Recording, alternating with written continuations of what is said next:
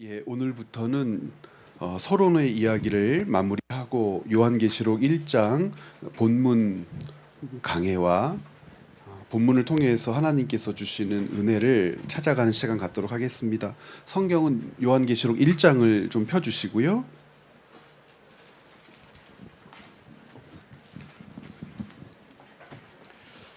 요한계시록 1장을 피셨으면 오늘 우리 1장 1절부터 8절을 먼저 한 목소리로 읽어보도록 하겠습니다. 같이 1절부터 8절까지 같이 함께 읽도록 하겠습니다. 예수 그리스도의 계시라. 이는 하나님이 그에게 주사 반드시 속히 일어날 일들을 그 종들에게 보이시려고 그의 천사를 그 종 요한에게 보내어 알게 하신 것이라. 요한은 하나님의 말씀과 예수 그리스도의 증거 곧 자기가 본 것을 다 증언하였느니라. 이 예언의 말씀을 읽는 자에게 듣는 자와 그 가운데에 기록한 것을 지키는 자는 복이 있나니 때가 가까움이라. 요한은 아시아에 있는 7 교회에 편지하노니 이제도 계시고 전에도 계셨고 장차 오실 이와 그의 보좌 앞에 있는 7 영과 또 충성된 증인으로 죽은 자들 가운데에서 먼저 나시고 땅의 임금들의 머리가 되신 예수 그리스도로 말미암아 은혜와 평강이 너희에게 있기를 원하노라.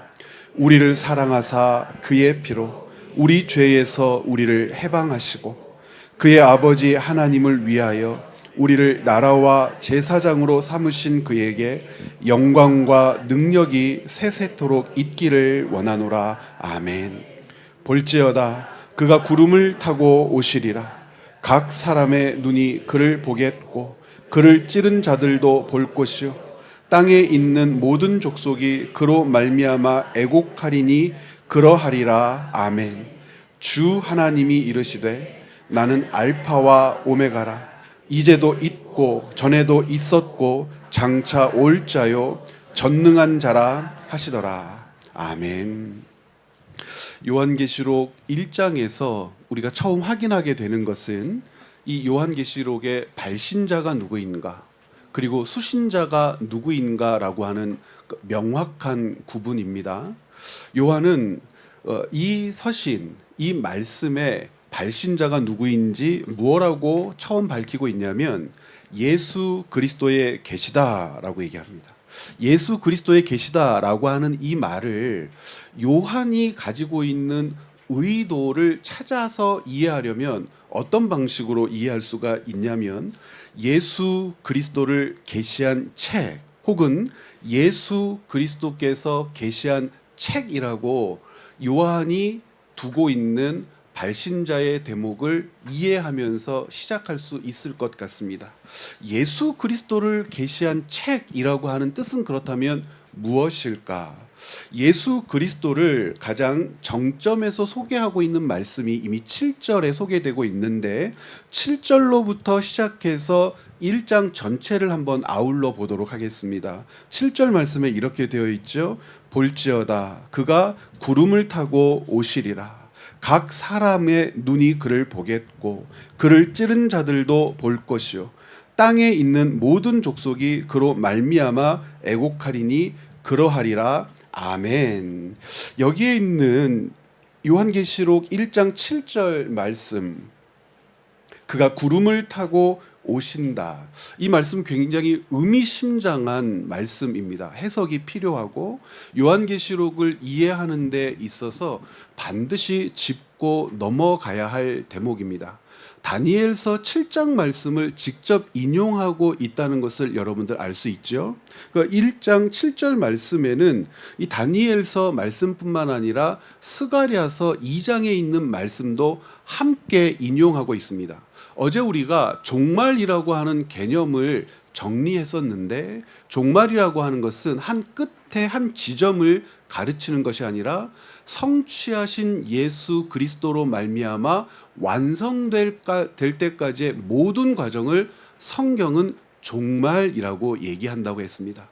예수 그리스도로 말미암아 성취된 것이 완성될 때까지 나아가는 모든 과정. 그렇다면 성취에서부터 완성까지 일어날 일들이 하나님 백성들에게 있고, 그 일어날 일들은 모두 예수 그리스도 안에서 예수 그리스도와 함께, 즉 예수 그리스도를 통하여 주관되는 역사로 나타날 일들이라고 하는 사실들도 우리가 어제 함께 말씀으로 나누었었습니다. 그러면 예수 그리스도께서 성취하신 것이 무엇이냐라고 할 때 그 정점에서 가르치는 성취를 요한은 이 요한계시록 1장 7절을 통하여 가르쳐주고 있다는 겁니다.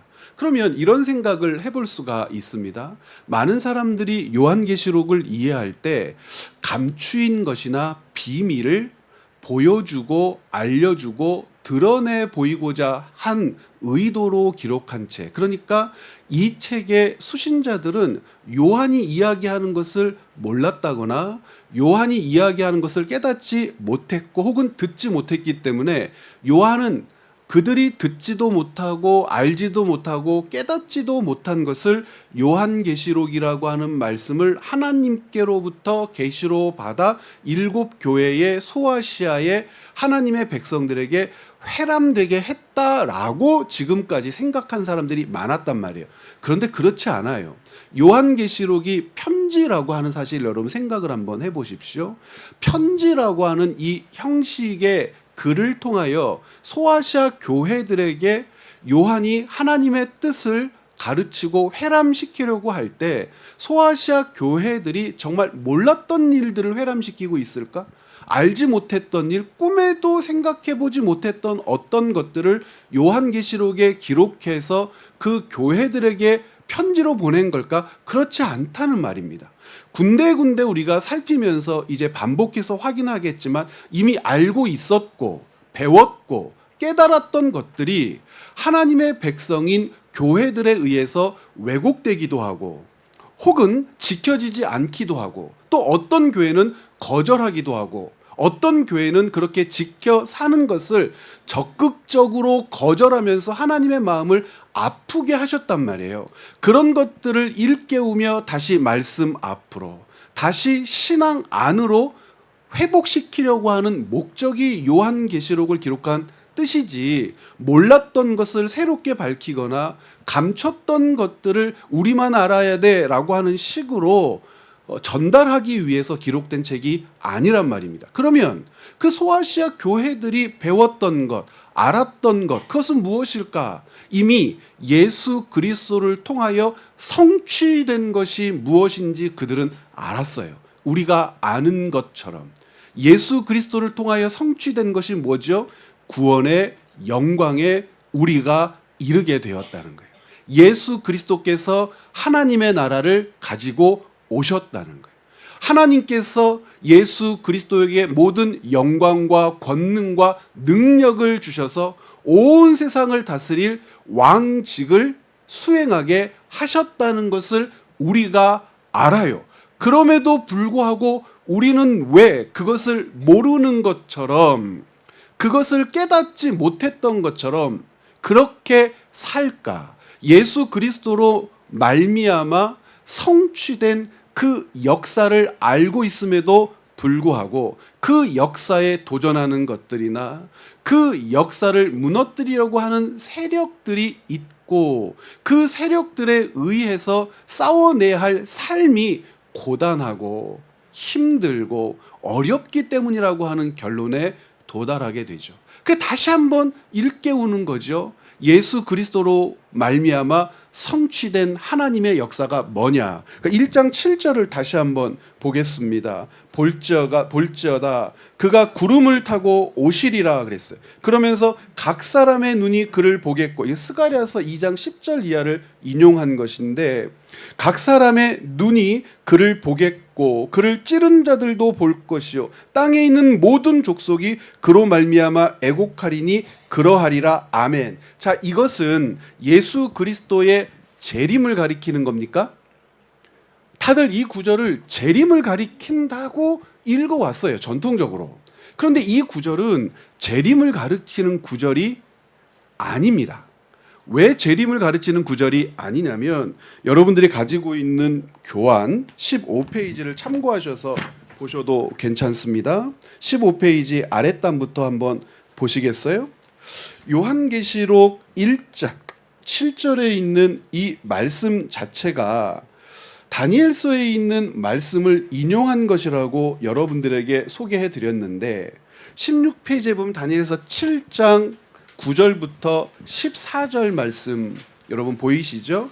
그 중에서 13절 말씀을 직접 인용하고 있습니다. 우리 13절 말씀 같이 한번 읽어볼까요? 내가 또 밤 환상 중에 보니 인자 같은 이가 하늘 구름을 타고 와서 옛적부터 항상 계신 이에게 나아가 그 앞으로 인도되매라고 되어 있습니다. 이 다니엘을 번역한 구약 성경이 두 종류가 있어요.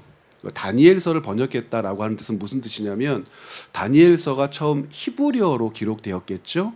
혹은 다니엘서의 일부는 아람어로도 기록되었을 것이고, 그러니까 두 종류 언어로 다니엘서는 기록되었거든요. 그런데 이 다니엘서를 읽고 이해하려고 해도 히브리어를 잃어버린 사람이거나 혹은 이 구절에 대해서 어떤 배움을 지속할 수 없는 환경에 놓인 사람들이 많았었겠죠. 이스라엘 사람들 안에는. 왜냐하면 나라가 망해서 흩어지다 보니까 그 흩어진 사람들이 그 나라 안에서 살아가는 동안 자기 모국어를 잃어버렸을 거란 말이에요. 그러다 보니까 이 당시에 공용어들로 구약 성경이 번역되는데 크게는 세 종류의 언어로 번역이 돼요. 첫 번째는 헬라어로 구약 성경이 번역되고, 두 번째는 아람어로 구약 성경이 번역되고, 세 번째는 헬라어로 번역이 되긴 되는데 또 다른 번역으로 번역이 됩니다. 헬라어로는 두 종류, 아람어로는 한 종류. 아람어로 번역된 구약 성경을 통상 탈굼이라고 부르고요. 예수님 당시에도 탈굼이 있었는데 일반 서민들이 구약 성경을 읽고 배울 때 사용했던 성경이고, 식자층이나 어떤 권력 집단, 종교 집단에서는 아람어로 된 구약 성경을 읽지 않고 서기관들 같은 혹은 율법학자 그룹들 같은 경우에는 히브리어로 된 구약 성경이나 헬라어로 번역된 구약 성경을 읽었습니다. 그러니까 이 헬라어로 번역된 구약 성경이 예수님 당시에는 LXX라고 해서 70인 경, 즉 알렉산드리아, 북아프리카의 알렉산드리아에 있는 학자들이 번역된 성경을 가지고 와서 예수님 당시에는 읽었고, 그 이후에 2세기경, 그러니까 2세기경이라고 하면은 기원 후 2세기경을 이야기합니다. 2세기 전후로 해서 제가 15페이지에도 요한계시록 1장 7절 부분에 하나 써드렸죠. 데오도티온 역이라고 하는 것이 있어요. 데오도티온 역. 이 데오도티온 역은 이 데오도티온이라는 사람에 의해서 번역된 구약 성경이에요. 그러니까 LXX라고 하는 70인 경을 유대인들이 읽으면서 만족스럽지가 않았던 거예요. 아, 이 부분은 좀 잘못됐는데 이 부분은 히브리어의 본래 의미를 살리지 못했어 라고 하는 심정으로 히브리어로 된 본래의 구약 성경을 헬라어를 사용하는 유대인들이 잘 읽도록, 조금 더 잘 이해하도록 다시 한번 번역하게 되는데, 이게 데오도티온 역이라고 하는 성경입니다. 상식적으로 한번 알아두는 겁니다. 이 데오도티온 역에 의하면 이 데오도티온 역은 굉장히 중요한 구약 번역 성경 중에 하나인데, 다니엘서의 이 7장에 있는 이 부분들, 특별히 13절에 있는 내가 또 밤 환상 중에 보니 인자 같은 이가 하늘 구름을 타고 와서라고 되어 있는 건 LXX의 번역이고, 하늘 구름을 타고 왔다고 하지 않고 어떻게 되게 했냐면 하늘 구름과 함께라고 해요. 하늘 구름과 함께. 하늘 구름과 함께라고 번역이 되어 있습니다. 그런데 이 하늘 구름과 함께 누가 오셨어요? 인자 같은 이가 오셨고, 이 인자 같은 이가 오셨다라고 하는 이 대목을 요한계시록 1장 7절에서는 누가 오신 것이라고 고백해요? 예수님이 하늘 구름과 함께 오셨다 그럽니다. 그럼 예수님이 하늘 구름과 함께 오셨다라고 하는 것이 미래에 일어날 재림이 아니라고 제가 그랬잖아요. 왜 그렇게 읽어야 하냐면 하늘 구름과 함께 하셨던 장면을 우리는 성경에서 이미 봤어요. 사도행전 1장 9절을 보니까 이렇게 기록되어 있죠. 같이 한번 읽어볼까요? 16페이지입니다. 이 말씀을 마치시고 그들이 보는데 올려져 가시니 구름이 그를 가리어 보이지 않게 하더라. 가리어라고 하는 이 말을 함께라고 번역해도 되고 구름에 쌓여서라고 번역해도 돼요. 데오도티온 역의 다니엘서 7장에 있는 말씀과 비교해서 보면 바로 그 장면을 가리키는 거죠. 지금 예수님께서 구름에 쌓여서 구름과 함께 내려오시는 장면입니까? 올라가시는 장면입니까? 사도행전은 올라가시는 장면이죠. 요한계시록 1장 7절이 바로 그 장면을 이야기하는 거예요. 왜 그 장면을 이야기하는 거냐면 다시 다니엘서 7장으로 한번 가보세요. 13절 내가 또 밤 환상 중에 보니 인자 같은 이가 하늘 구름을 타고 와서 옛적부터 항상 계신 이에게 어떻게 돼요? 나아가. 옛적부터 항상 계신 이는 구약 성경에서 항상 주목하게 하는 그분이신데 누굽니까? 여호와 하나님이시죠. 여호와 하나님이 계신 거예요. 그런데 인자 같은 이가 구름과 함께 오셨어요. 그러니까 구름과 함께 오셨더니 그분을 누구에게로 인도하는 장면입니까? 옛적부터 항상 계신 이에게 그분이 구름과 함께 오셔서 어떻게 하셨다고요? 그분 앞으로 나아가셨더니 아버지 하나님께서 그 인자 같은 이를 14절에서 어떻게 대접해 주세요? 그분에게 권세와 영광과 나라를 주고 우리 요한계시록 1장 조금 전에 노래로 불렀던 것처럼 1장 6절이 어떻게 되어 있어요? 1장 6절 같이 한번 읽어볼까요? 그의 아버지 하나님을 위하여 우리를 나라와 제사장으로 삼으신 그에게 영광과 능력이 세세토록 있기를 원하노라 라고 했는데 이 영광과 능력을 우리가 고백하는데 그 영광과 능력을 그 분이 예수님이 언제 받으셨다고 언제 받으실 거라고 예언되었고 언제 받으셨다고 확정되고 있어요.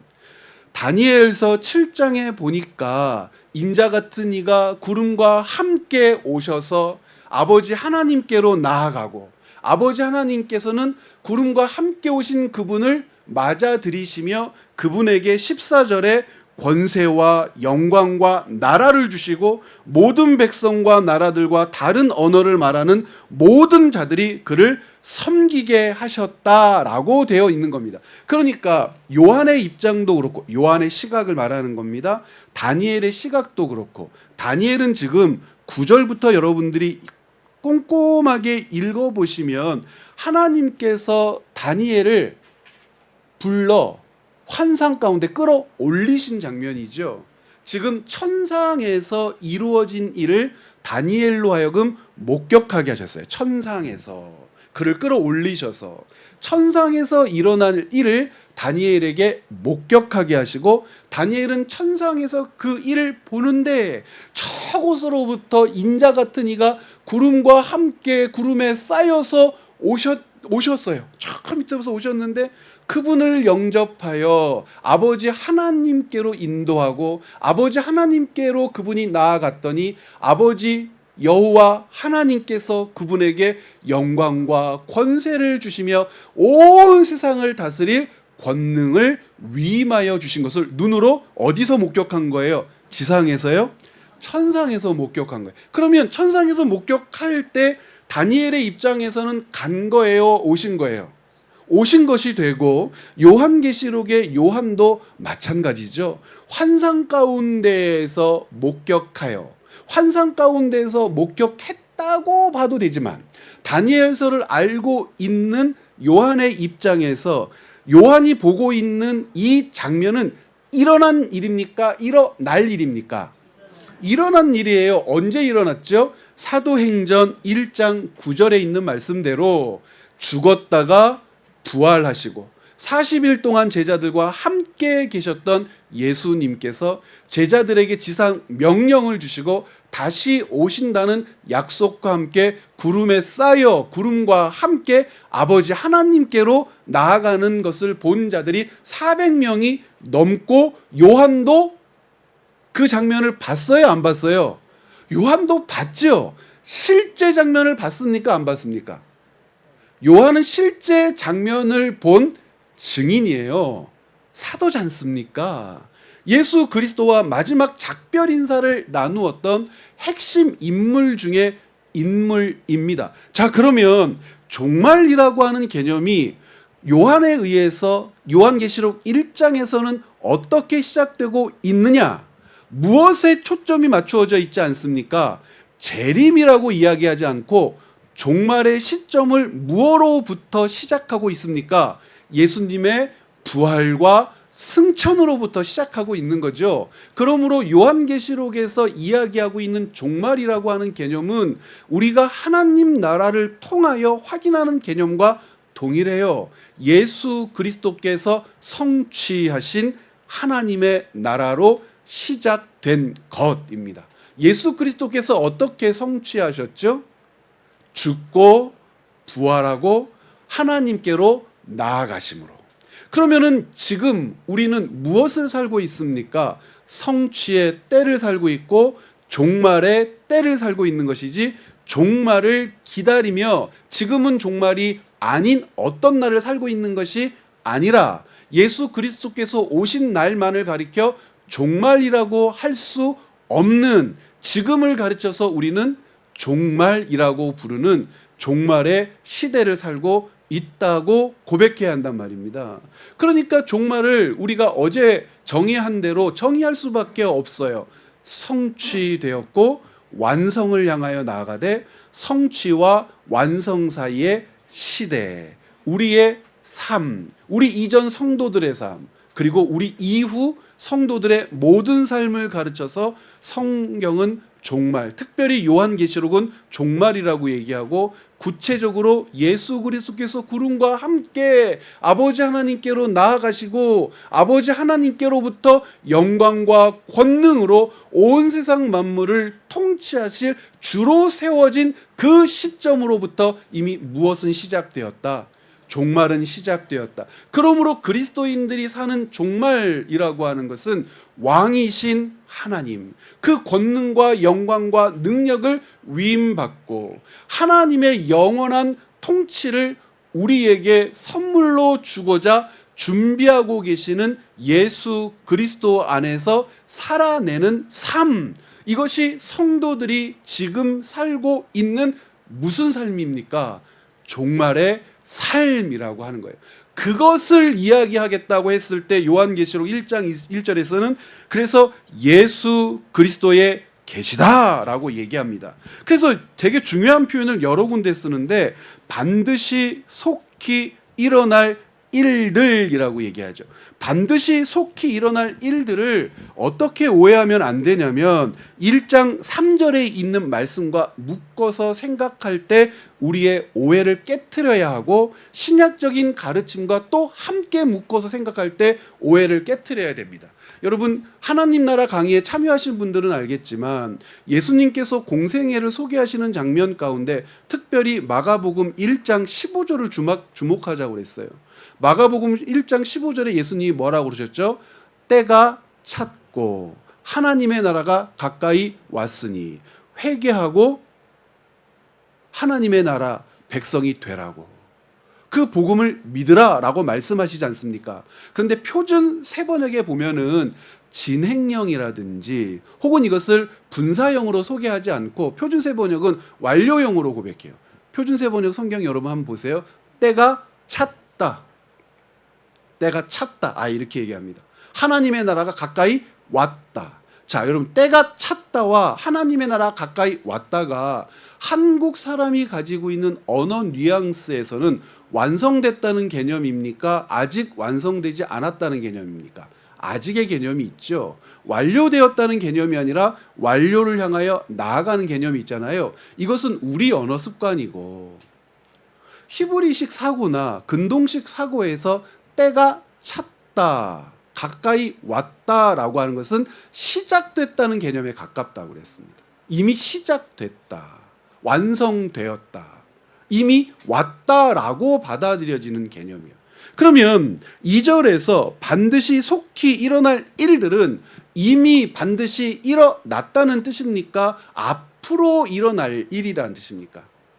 일어났다라고 하는 의미로 읽어야 하고, 1장 3절에 있는 말씀 같이 한번 읽어볼까요? 이 예언의 말씀을 읽는 자와 듣는 자와 그 가운데 기록한 것을 지키는 자는 복이 있나니 때가 가까움이라. 때가 가까웠다 그러면 그렇게 가만히 참고 있으면 결국에는 구원받을 거야, 결국에는 완성될 거야 라고 하는 것이 아니라, 그렇게 사는 자는 이미 그 안에 들어있다는 뜻입니까?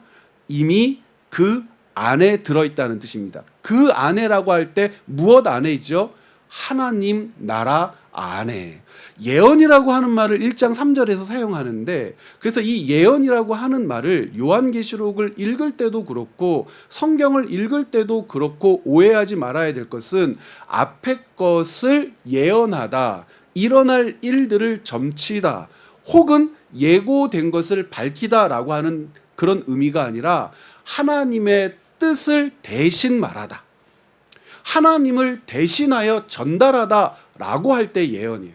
우리는 이 말을 사용할 때 회중들 앞에 섰다라고도 얘기하고, 선지자라고 하는 이 말 뜻을, 선지자, 선견자 그러면 사람들이 볼 수 없는 것이나 예측할 수 없는 것을 환상 중에, 꿈 중에 혹은 직통 계시로 하나님께 부여받아서 그렇게 일어날 일들을 선언한다라고 받아들이는 습관이 있는데, 선지자건 선견자건 예언자건 1차적 의미는 그런 뜻이 아니에요. 1차적 의미는 대신 말합니다. 원래 말하고자 하시는 분이 내게 이 말을 하라고 맡기셨습니다. 하나님의 뜻을 전달하는 통로입니다. 그럼 하나님의 뜻은 뭡니까? 요한계시록 1장 1절부터 8절까지 보았을 때 예수 그리스도로 말미암아 성취된 하나님 나라 백성답게 살아라. 예수 그리스도로 말미암아 하나님의 나라가 성취되었고, 우리는 그 성취된 하나님 나라 백성으로 살며 무엇을 기다리는 사람입니까? 완성을 기다리는 사람이지, 하나님 나라와 상관없거나 하나님 나라 밖에 있거나 그런 사람이 아니란 말입니다. 그래서 예수 그리스도를 가르치는, 그가 구름을 타고 오시리라 라고 하면서 스가랴 2장 10절, 12장 10절 이하의 말씀을 인용한 것은 회개의 촉구, 돌이킴, 하나님 앞에서 죄를 자복하는 일들을 가르치는데, 예수님이 재림할 때 회개가 의미 있습니까? 재림하실 때 회개 의미 없어요. 예수님이 재림하실 때 하나님 앞에 용서를 구하면 용서받을 수 있습니까? 그렇지 않아요. 예수 그리스도 안에서 회개가 의미 있고 돌이킴이 의미 있다라고 하는 것은 어떤 시대를 살고 있기 때문에 그래요. 성취된 시대에 완성을 기다리고 살고 있기 때문이지, 완성, 종결되는 그 시점에 일어날 예수님의 재림 때에 회개는 의미 없는 것이란 말이에요. 스가랴 12장 10절의 이 인용과 다니엘서 7장의 이 인용을 묶어서 지금 뭘 얘기하고 있어요? 이제 7개의 이야기가 구체적으로 등장하게 될 것인데, 다시 돌이키라고 얘기하죠. 회개하라고 얘기합니다. 잘못을 고백하라고 얘기합니다. 죄와 악으로부터 떠나라고 얘기합니다. 왜요? 우리가 하나님 나라 백성으로 살면서 하나님 나라 백성이 지켜야 될 가치를 지키지 않는다는 것은 그가 하나님 나라 백성이 아니라는 뜻이기 때문에 그렇다는 거예요. 이것이 지금 요한계시록 1장 1절부터 7절까지 가르쳐 주고 있는 말씀이고, 그러면 성취된 하나님 나라 백성에게서 찾을 수 있는 그 가치라고 하는 것이 무엇일까? 이렇게 얘기하죠. 어떻게 얘기하냐면, 우리 3절 말씀 다시 한번 볼까요? 이 예언의 말씀, 이 예언은 요한이 하나님의 뜻을 대언하고 있는 것, 하나님의 뜻을 전달하고 있는 것입니다. 하나님의 뜻은 이제 전체 안에서 성취하신 하나님 나라 백성다웁게 살아야 할 것이라고 했습니다. 그 하나님 나라 백성답게 산다는 것이 뭐냐? 읽는 자와 듣는 자와 그 가운데 기록한 것을 지키는 자.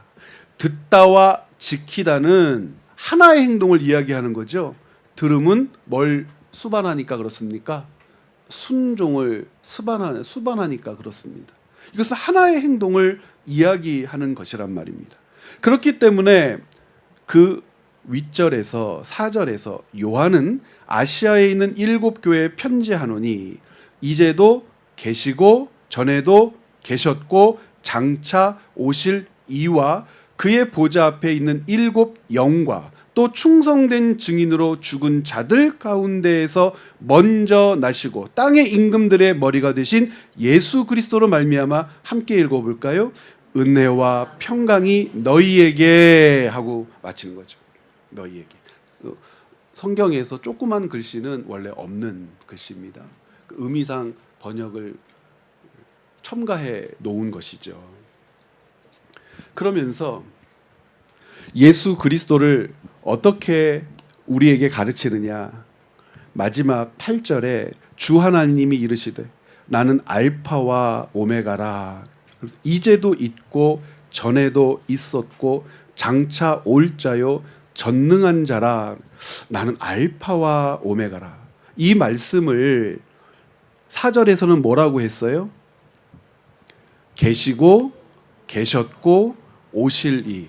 우리가 하나님 나라의 역사, 특별히 종말을 바라보는 관점은 무엇으로부터 시작해야 된다고 어떻게 말씀드렸습니까? 창조로부터 시작한다고 그랬습니다. 종말은 마지막에 어떤 때를 가리키는 것이 아니라 종말의 핵심은 무엇이죠?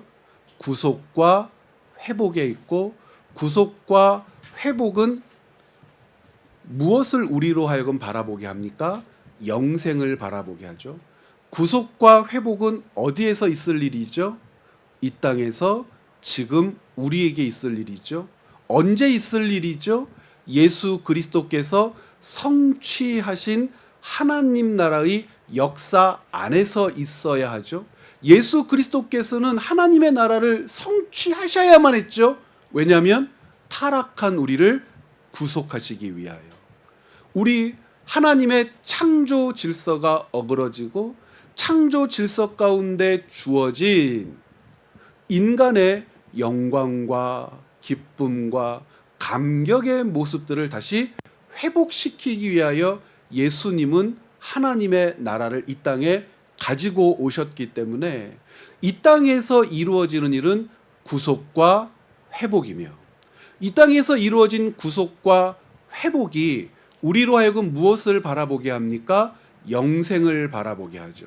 구속과 회복은 타락한 인류를 향하여 품고 계신 하나님의 영원하신 사랑과 은혜의 결과들이기 때문에 우리는 결국 종말을 생각할 때 마지막에 어떤 지점이 아니요, 창조와 타락과 구속과 회복과 영생이라고 하는 하나님의 섭리와 통치 가운데 우리가 놓여 있고, 하나님의 은혜의 당사자라고 하는 사실을 우리는 성경을 통하여 배우고, 배운 그것이 지금 우리에게 성취되었음을 예수 그리스도께서 이 땅에서 이루신 하나님 나라의 성취를 통하여 우리가 알게 되는 것이죠. 그러니까 예수 그리스도를 계시고 계셨고 장차 오실이라고 얘기하며 그분이 곧 하나님이라고 하는 사실을 동일한 관점에서 하나님을 소개하며 우리에게 가르쳐 주되 8절에서 나는 알파와 오메가라. 이제도 있고 전에도 있었다라고 하는 말씀으로 창조의 역사가 예수 그리스도를 통하여 다시 시행된다. 그러면 똑같이 흙으로 사람을 창조하는 것이 아니라 에베소서식으로 얘기하면 전에 우리의 재료는 흙이었다면 이제 우리의 재료는 예수 그리스도의 은혜와 긍휼과 자비와 사랑. 예수 그리스도의 은혜와 긍휼과 자비와 사랑으로 빚어진 인류이니까 하나님의 창조 질서가 타락으로 깨어졌고 예수 그리스도로 말미암아 회복되었을 때 그 회복된 당사자인 우리들을 향하여 어떤 백성이라고 불러요? 새 창조의 백성이라고 부르고 그 새 창조의 백성의 주인이신 예수 그리스도께서 우리를 회복시키셨기 때문에 회복의 약속 가운데 있는 영생이 우리를 기다리고 있음을 우리가 믿어야 한다는 것이 요한계시록의 진술입니다. 그래서 이 이야기를 요한계시록은 큰 맥락 가운데에서 중요한 대목에서 반복해요. 1장 4절 같이 한번 읽어볼까요?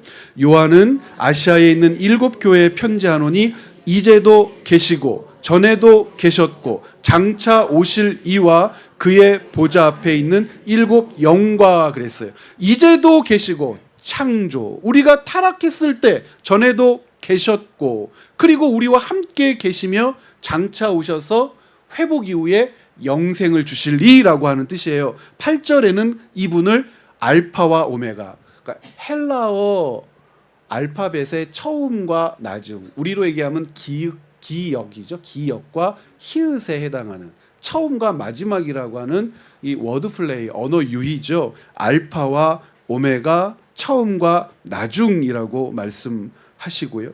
1장 17절도 읽어볼까요? 내가 볼 때에 그의 발 앞에 엎드러져 죽은 자 같이 되매 그가 오른손을 내게 얹고 이르시되 두려워하지 말라 나는 처음이요 마지막이다. 2장 8절에 하나님 앞에 책망받지 않은 2개의 교회 가운데 하나죠. 서문학 교회. 그 교회를 향하여 편지하라. 처음이며 마지막이요 죽었다가 살아나신 이가 이르시되 21장에 보면 또 내게 말씀하시되 이루었도다. 나는 알파와 오메가요 처음과 마지막이라. 내가 생명수 샘물을 목마른 자에게 값없이 주리니. 22장 마지막에 같이 읽어볼까요? 나는 알파와 오메가요 처음과 마지막요 시작과 마침이라. 그래서 하나님께서 우리의 하나님 되시고 하나님의 자비와 긍휼과 은혜와 사랑으로 자기 백성을 다시 빚으실 때 다시 빚어진 우리는 창조의 역사 가운데 회복된 존재이기에 창조, 타락, 구속을 받아 회복되어 영생을 바라보는 존재이지 심판받고 저주받고 구원에서 탈락할 것을 두려워하며 떠는 존재가 아니란 말입니다. 그러므로 종말이라고 하는 개념은 반드시 2가지 역사를 함께 병행한다. 이것은 어떻게 우리에게 이해되어지느냐? 첫 번째는 구원이요. 2번째는 심판. 종말을 동전이라고 얘기하면 앞면은 구원이요. 뒷면은 심판입니다. 그런데 이것을 땡 하고 올려서 어디로 떨어지는지에 대하여 우리가 그렇게 결정되는 것이 아니요. 우리에게는 무엇이 일어나고요? 구속의 역사가 일어나고 다른 이들에게는 어떤 역사가 일어나요? 심판의 역사가 일어나는 것이 종말이지. 심판의 역사를 바라보며 두려워하게 하는 것이 뭐가 아니다. 종말이다. 그러므로 종말이라고 하는 개념을 이제 정리하면서 우리 안에 있는 내재적 두려움을 떨쳐버려야 한다. 종말이라고 하는 것은 예수 그리스도께서 승천하여 영광의 왕이 되셨을 때부터 시작되어 성취하신 하나님의 나라를 붙들고 계심으로 시작되어 어떻게 될 겁니까? 완성될 겁니다. 우리는 그 완성의 과정을 바라보며 구원받은 백성의 영광과 품위가 하나님 앞에서 누려지고 지켜져야 될 존재라면 한쪽 측면에서는 그 영광과 품위 이런 말도 해당되지 않는 저주받은 존재들, 하나님과 대적하며 싸우며 그 은혜와 사랑과 자비와 긍휼을 거절하면서 무엇을 기다리는 존재들도 있더라. 심판을 기다리는 존재들도 있더라. 그러므로 그리스도인에게 종말은 영광의 여정이지만 하나님을 모르는 자들에게 종말은 저주와 심판으로 나아가는 여정인데, 놀랍게도 저주와 심판으로 나아가는 여정이 편안하고 부유하고 건강하고 아름답기에 그들은 그 여정이 죽음, 영원한 심판이라고 하는 것을 모르더라라는 것이죠.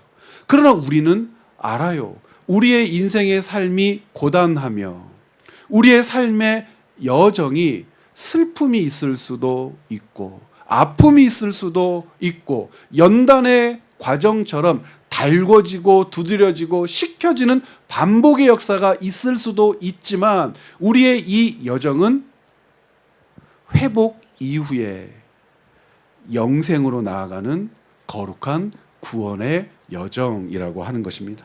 그래서 이 요한이 이 하나님께서 가르쳐 주신 것을 다시 복귀하고 다시 가르치려고 이 요한계시록을 썼고, 9절부터 나 요한은 너의 형제요 예수의 환난과 나라와 참음에 동참하는 자라.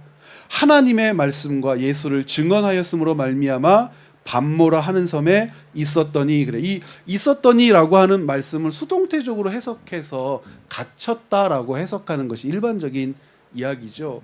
그런데 두 번째 생각도 여러분 해보실 필요가 있습니다.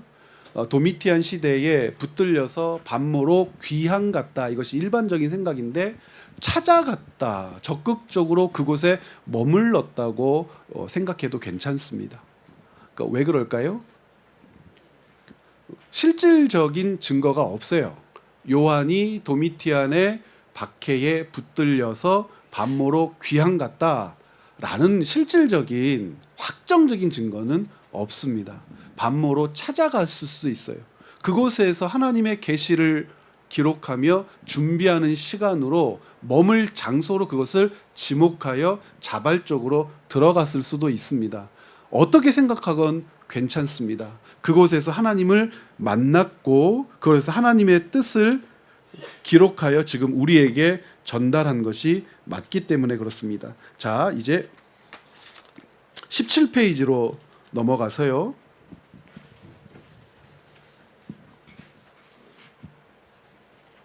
요한계시록이 감추어졌다고 많이 이야기하지만 감추어지지 않고 이미 상징을 어떻게 읽어야 되는지, 그것은 상징이다라고 구체적으로 이야기하는 대목들이 있죠.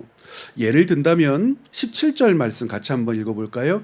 내가 볼 때에 그의 발 앞에 엎드러져 죽은 자 같이 되매 그가 오른손을 내게 얹고 이르시되 두려워하지 말라, 나는 처음이요 마지막이니 곧 살아있는 자라.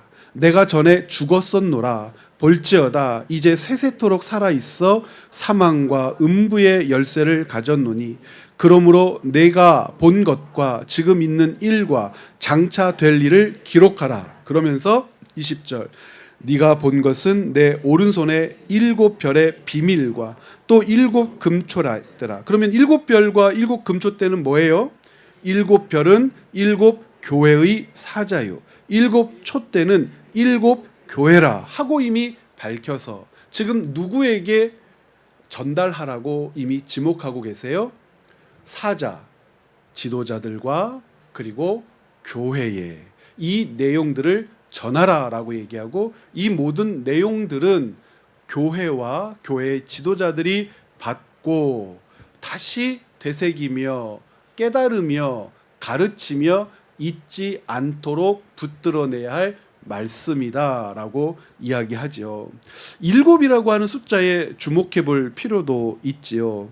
7 교회만을 가리키는 것이 아니라는 것을 7이라고 하는 숫자 자체가 이미 내증합니다. 그렇죠? 성경은 숫자를 통해서 가지고 있는 사상을 확고히 하는 방식을 여러 번 취하죠. 예를 들면 2는 어떤 숫자입니까? 증인의 숫자 그러잖아요. 2. 그래서 하나님의 1을 이야기할 때 복음서를 보면 두 사람의 증인이라고 하는 표현이 굉장히 많이 등장하죠. 혼자 보면 그것이 법적으로 뭐가 될 수 없어요? 효력이 생길 수 없어요. 법적으로 효력을 가질 수 없는 것이 두 가지 종류인데 여자가 증언했을 때 기분 되게 나쁘시죠? 예, 여자의 증언 그리고 증인의 요건을 갖추지 못했을 때. 그러니까 2는 그런 숫자입니다. 4라고 하는 숫자가 요한복음에서는 수십 번 등장합니다. 과언이 아니죠. 왜 4가 등장할까요? 세상 만물 전체를 가르치는 표현이기 때문에 그렇습니다. 동서남북을 가르쳐요. 그래서 이 모든 것이라고 하는 의미를 이야기하고 싶을 때는 항상 네 개를 이야기합니다. 네 종류를 이야기하면 온 세상, 네 가지를 이야기하면 모든 것, 네 방향을 이야기하면 온 인류를 이야기하는 그런 방식으로 4라고 하는 숫자가 쓰이고요. 7이라고 하는 숫자가 완전수로 읽히지 않습니까? 하나님의 수라고도 하고 10이라고 하는 숫자도 완전수라고 읽히지 않습니까? 그래서 일곱 교회라고 하는 것이 에베소서 2장부터 3장까지 구체적으로 일곱 교회가 등장해서 일곱 개 교회만을 가르친다고 할 수 있겠으나 이 일곱 교회는 온 세상 교회의 대표를 가르치는 것이고 온 세상 교회를 가르치는 표현이라고 할 수 있고요. 실제 이 일곱 개 교회에만 회람되도록 보내진 책이 아니라 이 일곱 개 교회를 목적으로 해서 기록된 책이지만 이 책은 온 세상의 교회들에게 퍼져서 지금 채빅교회 공동체에게도 하나님의 말씀으로 읽히고 있다는 것을 여러분들이 기억해 주시기를 부탁드리겠습니다. 그러면 구체적으로 일곱 교회와 관련된 이야기를 함께 나누어 보도록 하죠. 소아시아의 일곱 개 교회에 대한 기록이 2장과 3장에 기록되어 있죠. 이 일곱 개 교회 어떤 교회에 있었어요? 에서버두 사빌라. 어저께 그랬잖아요. 에서버두 사빌라. 일곱 개 교회 에서버두 사빌라. 굳이 그 일곱 개 교회 외울 필요는 없다고 그랬습니다. 계속 보다 보면은 알 수 있죠. 어느 교회 있습니까? 에베소 교회, 스무나 교회, 버가모 교회, 두아디라, 사데, 빌라델피아, 라오디게아 교회. 이게 아마 그 로마에서 개척한 도로를 비아라고 했잖아요. 비아 앞비아, 비아 에그나시아스. 여러분 들어보셨습니까? 비아 앞비아 그러면 로마 본토를 가로지르는 고속도로를 이야기하고 비아 에그나시아스 그러면 로마가 개척하며 정복하는 과정 가운데에 만들었던 도로를 비아 에그나시아스. 이 비아에 해당하는 도로들은 로마가 목적을 가지고 건축했던 도로인데 이 소아시아 전체를 도로로 엮었을 때 이 소아시아에 있는 이 비아에 40km 단위로 떨어져서 존재했던 교회들이 아마 이 7개 교회였을 거다라고 이야기를 해요.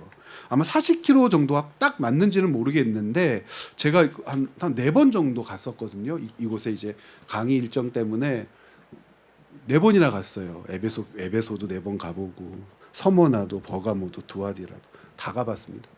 그런데 그 정도 거리 조금 이상 되는 것 같습니다. 그게 떨어져 있는 교회들인데 생각만큼 그렇게 멀리 떨어져 있는 교회들은 아닙니다. 그러면 이 소아시아 7교회들에게 왜 집중적으로 편지를 보내려고 했을까? 이 소아시아 교회들이 가지고 있었던 당시의 정황 때문에 그렇다고 말씀을 드렸었죠.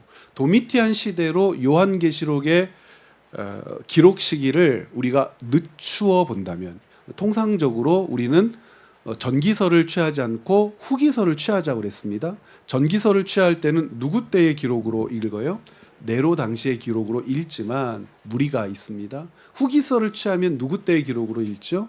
도미티안 시대로 읽습니다. 그러면 이 도미티안 시대에 기독교인들에게 있었던 일들을 우리가 기억해야겠죠. 황제 숭배가 행정적으로 강제되었던 때입니다. 기억하셔야 됩니다. 황제 숭배가 행정적으로 강제되었던 때는 도미티안 때이기 때문에 이 시기를 기독교에 대한 제2박해기라고 했습니다. 제1박해기를 네로 시대라고 한다면 제2 박해기는 이 90년대, 네로 시기는 60년대 중반, 정확하게는 64년부터 68년까지. 도미티안 시대로 제2 박해기를 잡는다면 90년대라고 했습니다. 네로 시대보다 도미티안 시대의 박해가 더 가혹했습니다.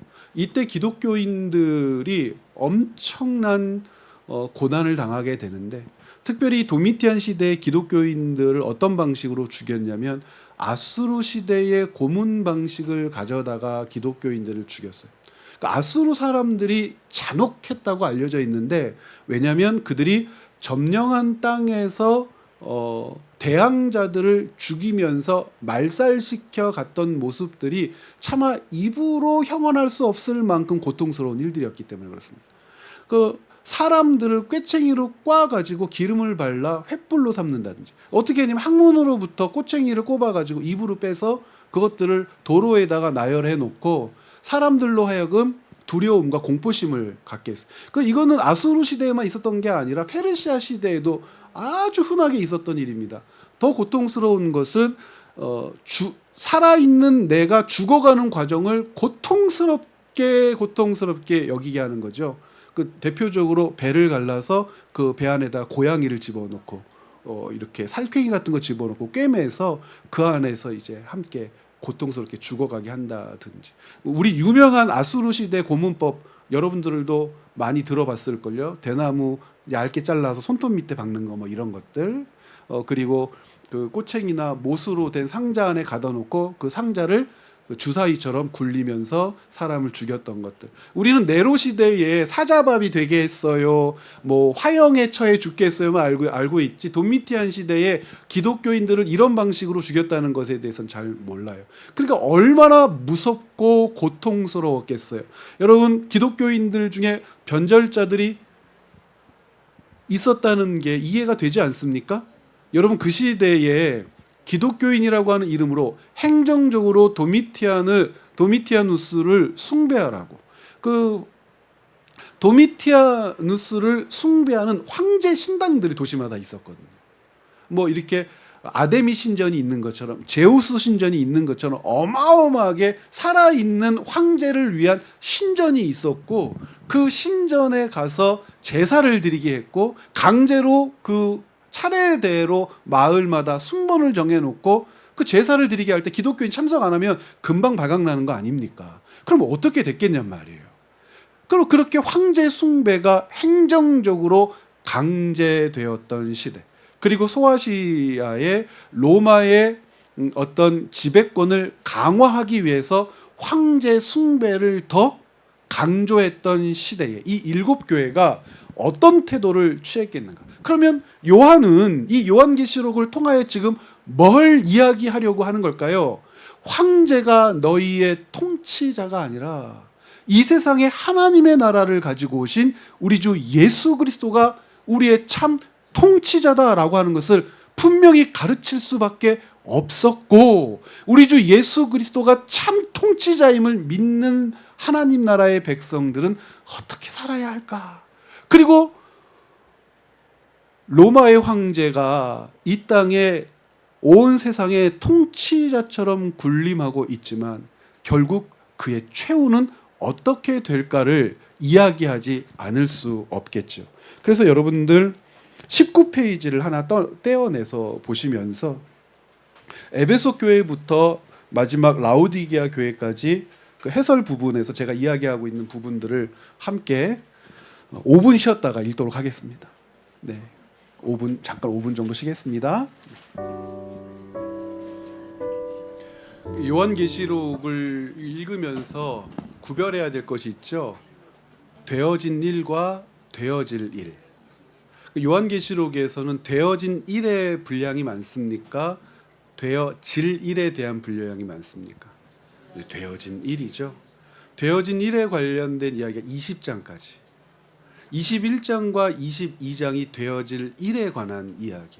그러나 21장과 22장도 되어진 일을 포함하고 있는 되어질 이야기입니다. 되어진 이야기예요.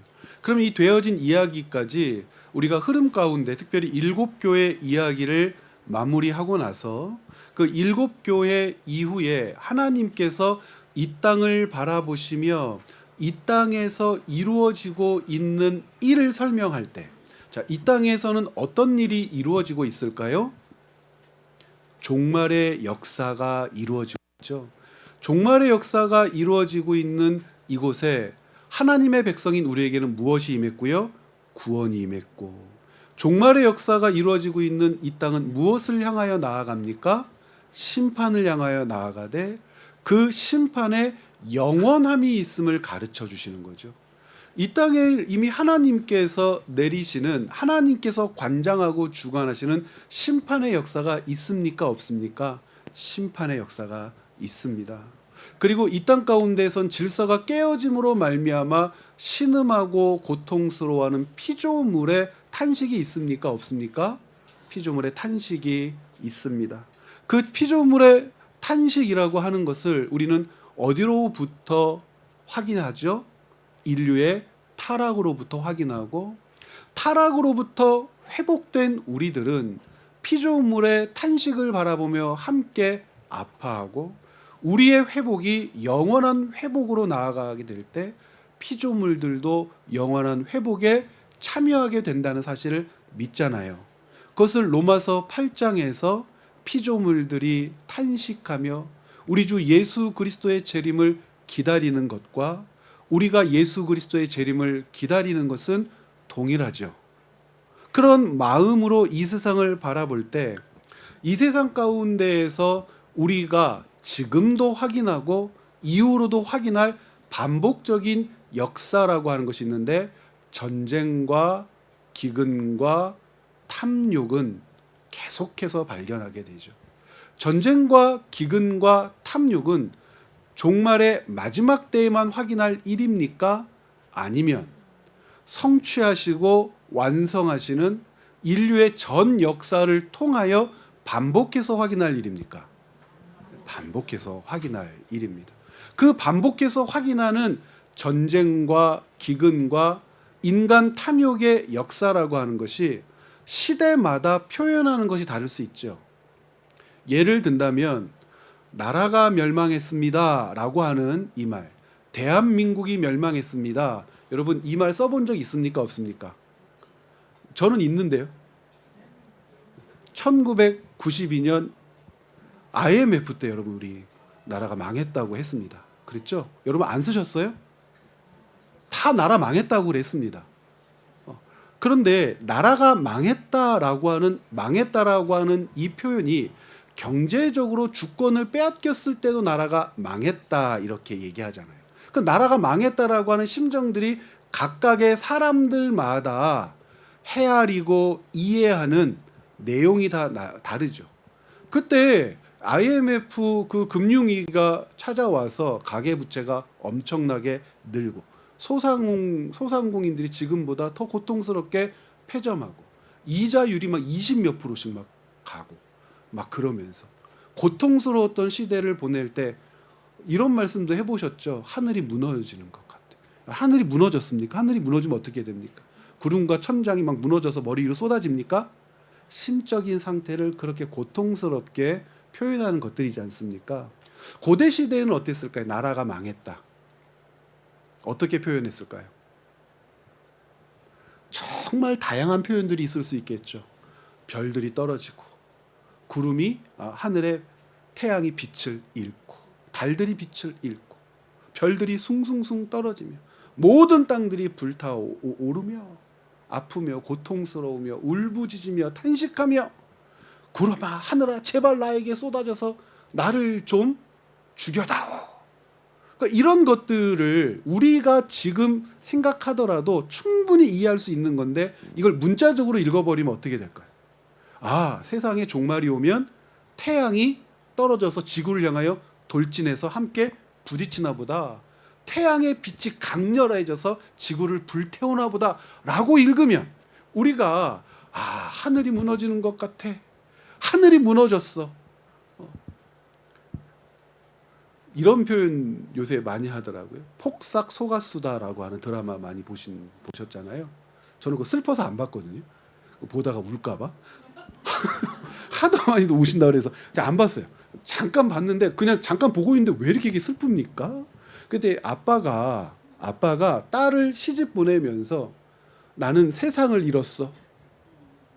딸 시집 보는데 세상을 잃었다는 거예요. 그거 어떻게 이해할 겁니까? 너는 내 세계야. 나의 전부야. 너는 나의 세상이야.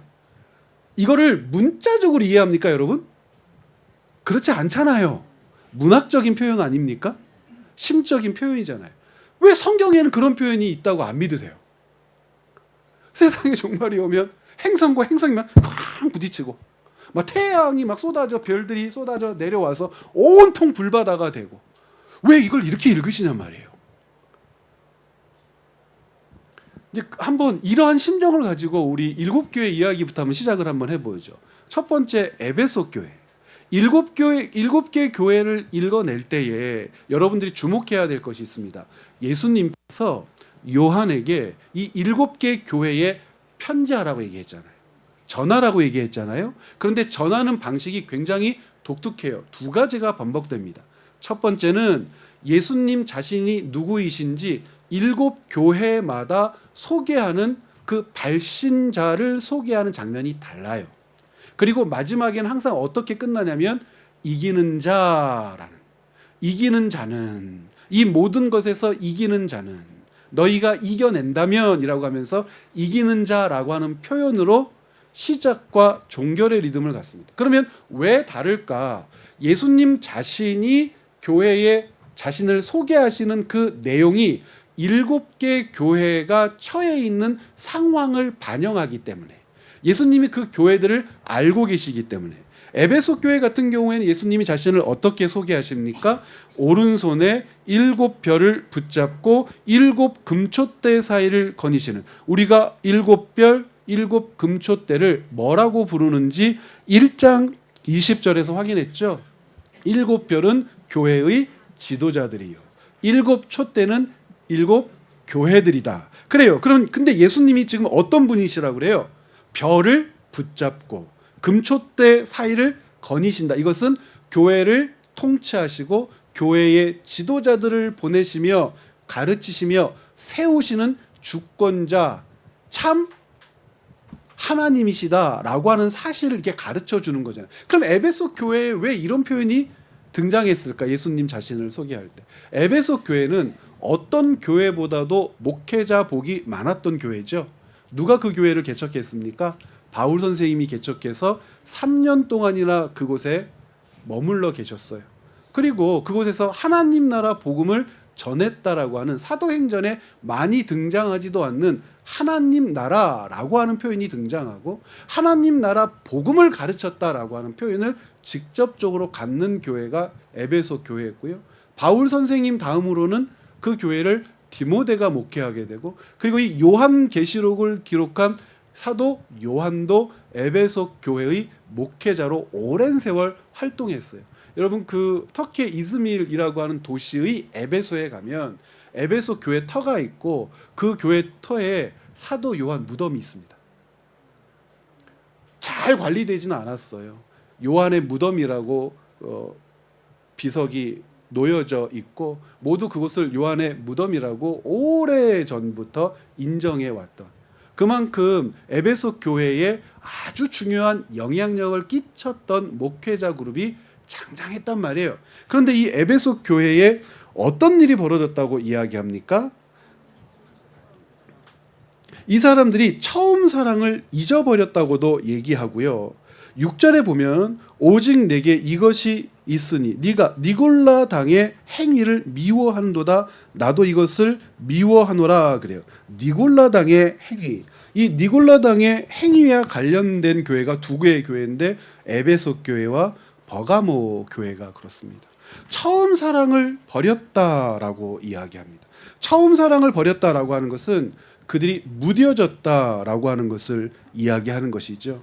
현실적인 고난과 종말론적 희망 사이에서 이 에베소 교회는 그 좋은 목회자들을 통하여 하나님 나라의 역사를 배웠음에도 불구하고 교회가 무엇인지 우리 에베소서를 읽으면서 바울이 이 에베소서에 보낸 편지가 얼마나 중요한 내용을 가득 담고 있는지 우리가 할 수 있는 최선을 다해서 하더라도 다 알 수가 없지 않습니까? 에베소 교회를 향한 서신은 에베소서만 있었던 것이 아니잖아요. 디모데전서와 디모데 후서도 에베소 교회를 기반으로 해서 보내졌던 편지란 말입니다. 그런데 이 사람들 에베소 교회는요, 처음 사랑을 잃었다, 처음 사랑이 식었다라고 하는 책망을 받습니다. 무뎌진 겁니다. 무뎌진 영적 감각 때문에 이전에 끼쳤던 선한 영향력도 없고 본받을 만한 것이 무엇인지 발견되지도 않는 그런 어처구니 없는 상황에 처했다고 얘기하고요. 무엇보다도 이 니골라당이 그곳에서 활개를 쳤다라고 하는 것 자체가 에베소 교회 자체로는 굉장히 자존심 상할 일이어야 해요. 이 니골라당이 누구냐, 여러 가지 의견들이 있거든요. 이 에베소서 2장 6절에도 나와 있지만 2장 15절 버가모 교회에도 동일한 표현이 있는데 우리 버가모 교회 이야기 한번 먼저 넘어가서 볼까요? 2장 15절 함께 읽어보겠습니다. 이와 같이 니게도 니골라당의 교훈을 지키는 자들이 있도다. 이게 니골라라고 하는 이름은 여기 나오고 요한계시록 2장에 등장하고 또 어디에 나오냐면 사도행전 6장 5절에 등장하게 됩니다. 사도행전 6장 5절에 어떤 장면에 등장하냐면 제가 읽어볼게요. 온 무리가 이 말을 기뻐하여 믿음과 성령이 충만한 사람 스데반, 빌립, 브로고로, 니가노르, 디몬, 바메나, 유대교에 입교했던 안디옥 사람 니골라를 택하여라고 할 때 니골라가 등장해요. 그래서 어떤 사람들은 니골라 당의 이 니골라가 7 집사 중 한 사람이었는데 원래 유대교에 있었던 사람이었기 때문에 아마도 유대주의적 강요와 강조, 이분법적인 논리로 교회를 어지럽혔던 사람 아니야? 그리고 이 사람이 나중에 교회 반역자처럼 행동했던 타락한 집사 중에 한 사람 아니야? 근데 이것은 근거가 없는 얘기입니다. 근거가 없고 이 니골라가 그 니골라라고 하는 증거는 없어요. 대신 이 니골라라고 하는 사람이 끼친 악영향이 무엇인지를 보려면 버가모 교회의 이야기와 함께 묶어보면 됩니다. 버가모 교회의 2장 15절에 등장하는 니골라당을 이야기하면서 14절에서부터 뭐라고 얘기해요? 그러나 니게 두어 가지 책망할 것이 있나니 거긴 니게 발람의 교훈을 지키는 자들이 있도다. 발람이 발락을 가르쳐 이스라엘 자손 앞에 걸림돌을 놓아 우상의 제물을 먹게 하였고 또 행음하게 하였느니라. 이와 같이 니게도 니골라당 이렇게 했으니까 이 니골라당이라고 하는 사람들에게서 발견되는 특징 2가지가 있지 않았을까. 하나는 성적으로 타락한 그런 모습, 두 번째는 도덕적으로 윤리적으로 하나님께서 기뻐하시지 않는 그런 모습들을 가지고 있는 것. 그것이 기독교인이라고 하는 지위와 품위에 정말 걸맞지 않은 세상 풍조를 쫓아가는 악한 모습으로 드러나는 것. 민수기 25장이나 민수기 31장에서 발람이 저질렀던 죄들을 꼼꼼하게 읽어보는데 그것을 적용해서 에베소 교회나 버가모 교회에 니골라당의 교훈을 좇는다고 했단 말입니다. 그러니까 이 니골라당의 교훈은 기본적으로 아마 이분법적인 사고로 교회의 신앙을 난도질했을 거다. 이분법적인 사고라고 하는 것은 헬라 이원론의 전제를 이야기합니다. 헬라 이원론의 핵심이 무엇이었죠? 육체는 악하고 영혼은 선하다라고 하는 이분법적인 사고였어요. 그런데 이 이분법적인 사고는 양극단으로 나뉘어지죠. 에베소 교회 같은 경우에는 금욕주의 성향을 좇았었어요. 디모데전서 4장에 보니까 어떤 일이 벌어졌습니까? 혼인하지 못하게 했고 음식 가려 먹게 했고 그래서 율법의 음식법을 강조하는 유대인들이 기승했고 그러니까 성적인 어떤 모든 것들 부부간의 성관계마저도 육체의 타락한 어떤 쾌락으로 간주해서 그렇게 살면 안 돼라고 가르치는 웃지 못할 일이 에베소 교회에 펼쳐졌는데 그것이 한 몇십 년이 지나고 나서 요한계시록이 기록될 즈음에는 버가모 교회에 나타났던 이분법적인 성향, 양극단 가운데 금욕주의적인 성향이 아니라 자유방임주의적인 성향으로 에베소 교회가 넘어갔을 가능성이 굉장히 크다는 겁니다. 그러니까 그 어떤 금욕주의적인 성향에서 도덕적으로 윤리적으로 율법 안에서 더 완전해야 돼라고 고집을 부리는 자들도 고통스럽지만, 더 반대편에서 기독교인의 모든 품위와 절제와 본이 되는 것들을 다 걷어가 버리는 그 모든 것들도 굉장히 부끄러운 것인데, 에베소 교회는 그 좋은 목회자들을 선임 목회자들로 두고 말씀을 배우고 에베소서니 디모데 전서니 후서니 하나님 나라 복음이니 이런 것들을 교육받고 그런 좋은 목회자들에게 지도를 받았으면서도 처음 사랑 예수 그리스도로 말미암는 회복의 영광, 새 창조의 백성의 삶은 버려버리고 무엇을 좇았더라? 니골라당의 가르침을 좇았더라. 세상 풍조를 좇았더라. 육신의 쾌락과 탐욕을 추구하는 것이 괜찮게 여겨지는 그저 그런 교회로 전락하고 말았더라라고 하는 거죠. 그러니까 7별 7금초대 사이를 거니시는 이가, 즉 교회를 붙들고 계시고 그 교회의 목회자를 보내 세우시는 우리 주 예수님이 그 교회를 바라보며 얼마나 마음 아파하셨을까. 그 전체적인 내용은 그들이 회복해야 될 것, 처음 사랑이 분명하죠. 그럼 그 처음 사랑은 무엇으로부터만 회복될 수 있습니까? 인간은 인간을 구속할 수 없어요.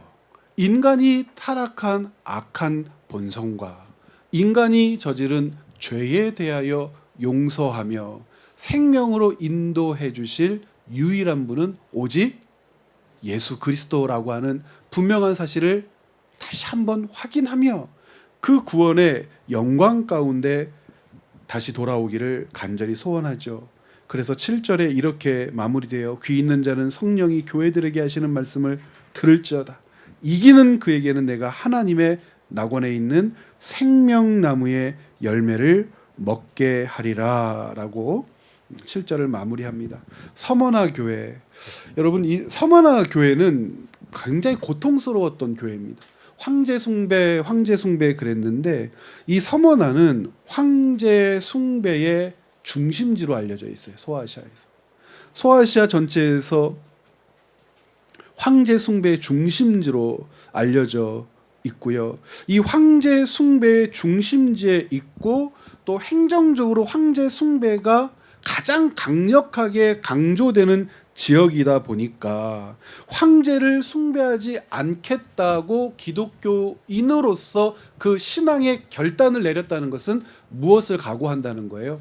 죽음을 각오한다는 겁니다.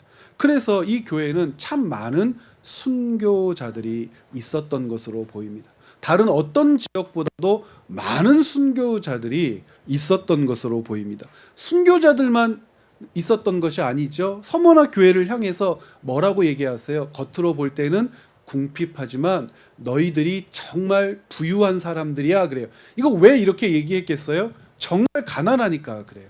왜 가난했을까요? 황제 숭배를 거절하는 것 때문에 당했던 일상의 고난이 있었다는 거예요. 직업을 잃었을 수도 있을 것이고 가산을 몰수당했을 수도 있었을 것이고 경작지 자기 농토를 빼앗겼을 수도 있었을 것이고 법의 보호를 받지 못해서 약탈을 당해도 어디 가서 하소연할 수 없는 그런 지경에 있었던 교회, 그 교회였단 말이죠. 그 교회를 향하여 예수님이 자신을 어떻게 소개하세요? 처음이며 마지막이요. 왜 이런 말씀을 하실까요? 예수님은 처음부터 마지막까지 이 모든 것들을 다스리고 통치하시는 참 왕이라는 사실을 가르쳐요. 도미티안이 너희의 생명은 빼앗을 수 있으나 무엇을 빼앗을 수 없어요? 하나님 나라 백성됨의 영광은 빼앗을 수 없죠. 그러면서 뭐라고 그러세요? 죽었다가 다시 살아난 이가 너희에게 말한다. 예수 그리스도의 부활의 영광이 하나님 나라의 백성인 서머나교회 성도들에게 어떻게 될 겁니까? 반드시 주어지게 될 거라고 하는 것을 가르칩니다. 경제적으로 궁핍했던 사람들, 고통스러웠던 사람들. 그런데 이들을 고통스럽게 하고 박해에 일조했던 사람들이 누굽니까? 유대인들 중에 있었다고 얘기하죠. 그들을 9절에서 이렇게 얘기합니다. 이 자칭 유대인이라 하는 자들의 비방도 내가 안다. 실상은 그들이 유대인이 아니요 뭐래요? 사탄의 회당이다 라고까지 말씀하십니다. 고난당하는 교회에 죽음을 이기신 주님의 위로를 주고 계시고 그 위로를 붙들고 살아야 될 이유가 있음을 가르쳐 주시는 장면이 바로 이 서머나 교회에 주신 이야기입니다. 그러면서 세 번째 교회, 이 세 번째 교회가 버가모 교회 아닙니까? 이 버가모 교회는 황제 숭배의 중심지는 아니었는데 황제 숭배가 가장 활발하게 이루어졌던 지역으로 알려져 있습니다. 왜냐하면 고고학에서 이렇게 유적지들을 많이 발굴하잖아요. 다른 지역에서는 잘 보존된 건물들이 없어요.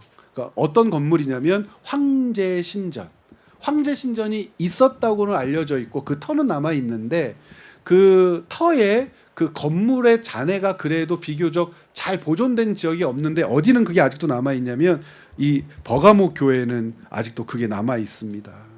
제우스 신전도 있고 그 제우스 신전 못지않게 황제 신전도 아직까지도 가면은 확인할 수 있을 것 같아요.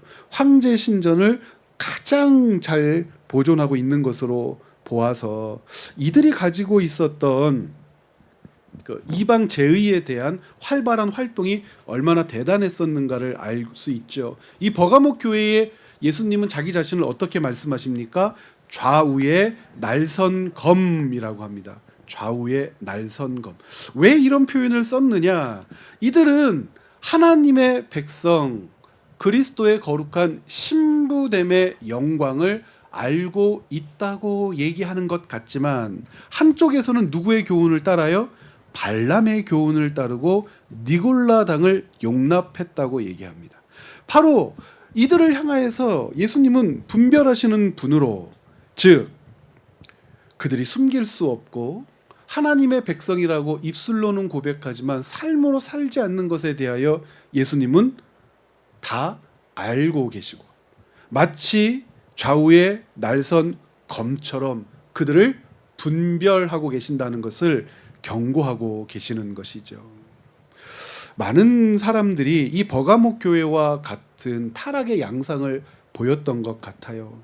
행정적으로 황제 숭배가 강제되었지만 어떤 지역은 약하기도 했고 어떤 지역은 서문학교회처럼 강하기도 해서 많은 순교자들을 낳기도 했지만 버가모 교회는 활발하게 황제 숭배에 동참했던 어떤 교인들도 있었고 발람의 교훈이라고 하는 우상 제의를 따르는 것과 음행에 빠졌던 그 문제들이 교회 안에서 어렵지 않게 발견되는 쉽게 발견되는 양태들이었을 거다라고 하는 것이죠. 그들을 가르쳐서 예수님께서 기회를 주시죠. 돌이킬 기회, 회개할 기회를 주시면서 이 버가모 교회에 뭐라고 말씀하십니까? 16절 보면 그러므로 회개하라. 회개하라. 이 회개하라라고 하는 이 말씀이 통용될 수 있고 회개하고 돌이키면 회복될 수 있는 이유는 지금이 어떤 과정이기 때문이라는 거예요. 반복하지만 성취된 시대에서 완성의 시대를 향하여 살아내고 있는 과정이기 때문에 그렇습니다. 그래 다시 검이라고 하는 말씀이 나오죠. 그리하지 아니하면 내가 네게 속히 가서 내 입에 검으로 그들과 싸우리라. 귀 있는 자는 성령이 교회들에게 하신 말씀을 들을지어다. 그러면서 이기는 이라고 하는 표현으로 다시 한번 이야기를 합니다. 중요한 건 그렇게 많은 순교자를 내었던 서머나 교회에서도 순교자의 이름을 거론하지 않는데 버가목 교회는 안디바라고 하는 순교자를 거론해요. 유일하게 등장하는 이름입니다. 순교자의 이름으로 안디바. 이 사람은 왜 순교자의 이름으로 소개되고 있을까? 아마 이 버가목 교회의 최초 순교자였을 것 같습니다. 아니면 유일한 순교자일 수 있습니다. 최초 순교자이건 유일한 순교자이건 이렇게 타락한 양상을 보였던 교회 공동체 안에서도 믿음을 지켰던 사람이 있고, 이 사람 때문에, 이와 같은 사람 때문에 예수님께서는 버가목 교회에 무엇을 주시는 것 같아요? 회개할 기회를 주시는 것 같아요. 타락한 사람들, 자기의 죄가 무엇인지 알지 못하는 사람들은 자기들이 누리고 있는 은혜가 왜 연장되며 지금도 유효한지 그것을 몰라요. 순교자의 피 때문이죠. 기도한 사람들의 앞선 걸음 때문이죠. 두아디라 교회가 등장하는데, 두아디라 교회는 이렇게 말씀하십니다. 눈이 불꽃 같고 발이 빛난 주석 같은 하나님의 아들이라고 예수 그리스도의 신분을 이렇게 소개합니다. 하나님의 아들. 왜 자기 자신을 하나님의 아들이라고 이야기했을까요? 이 두아디라 교회는 재미있는 이름 하나가 등장하죠.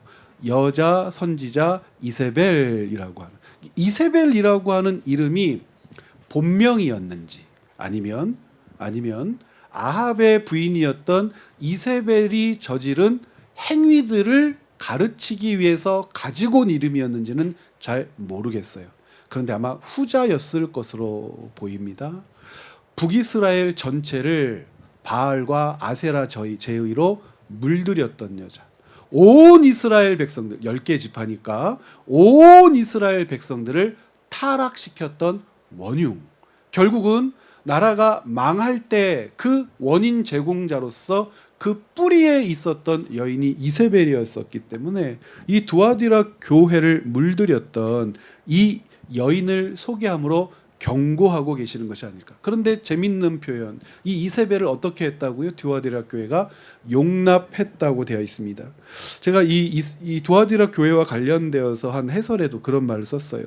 성장과 은혜가 있는 교회도 분별 없는 용납으로 타락할 수 있어요.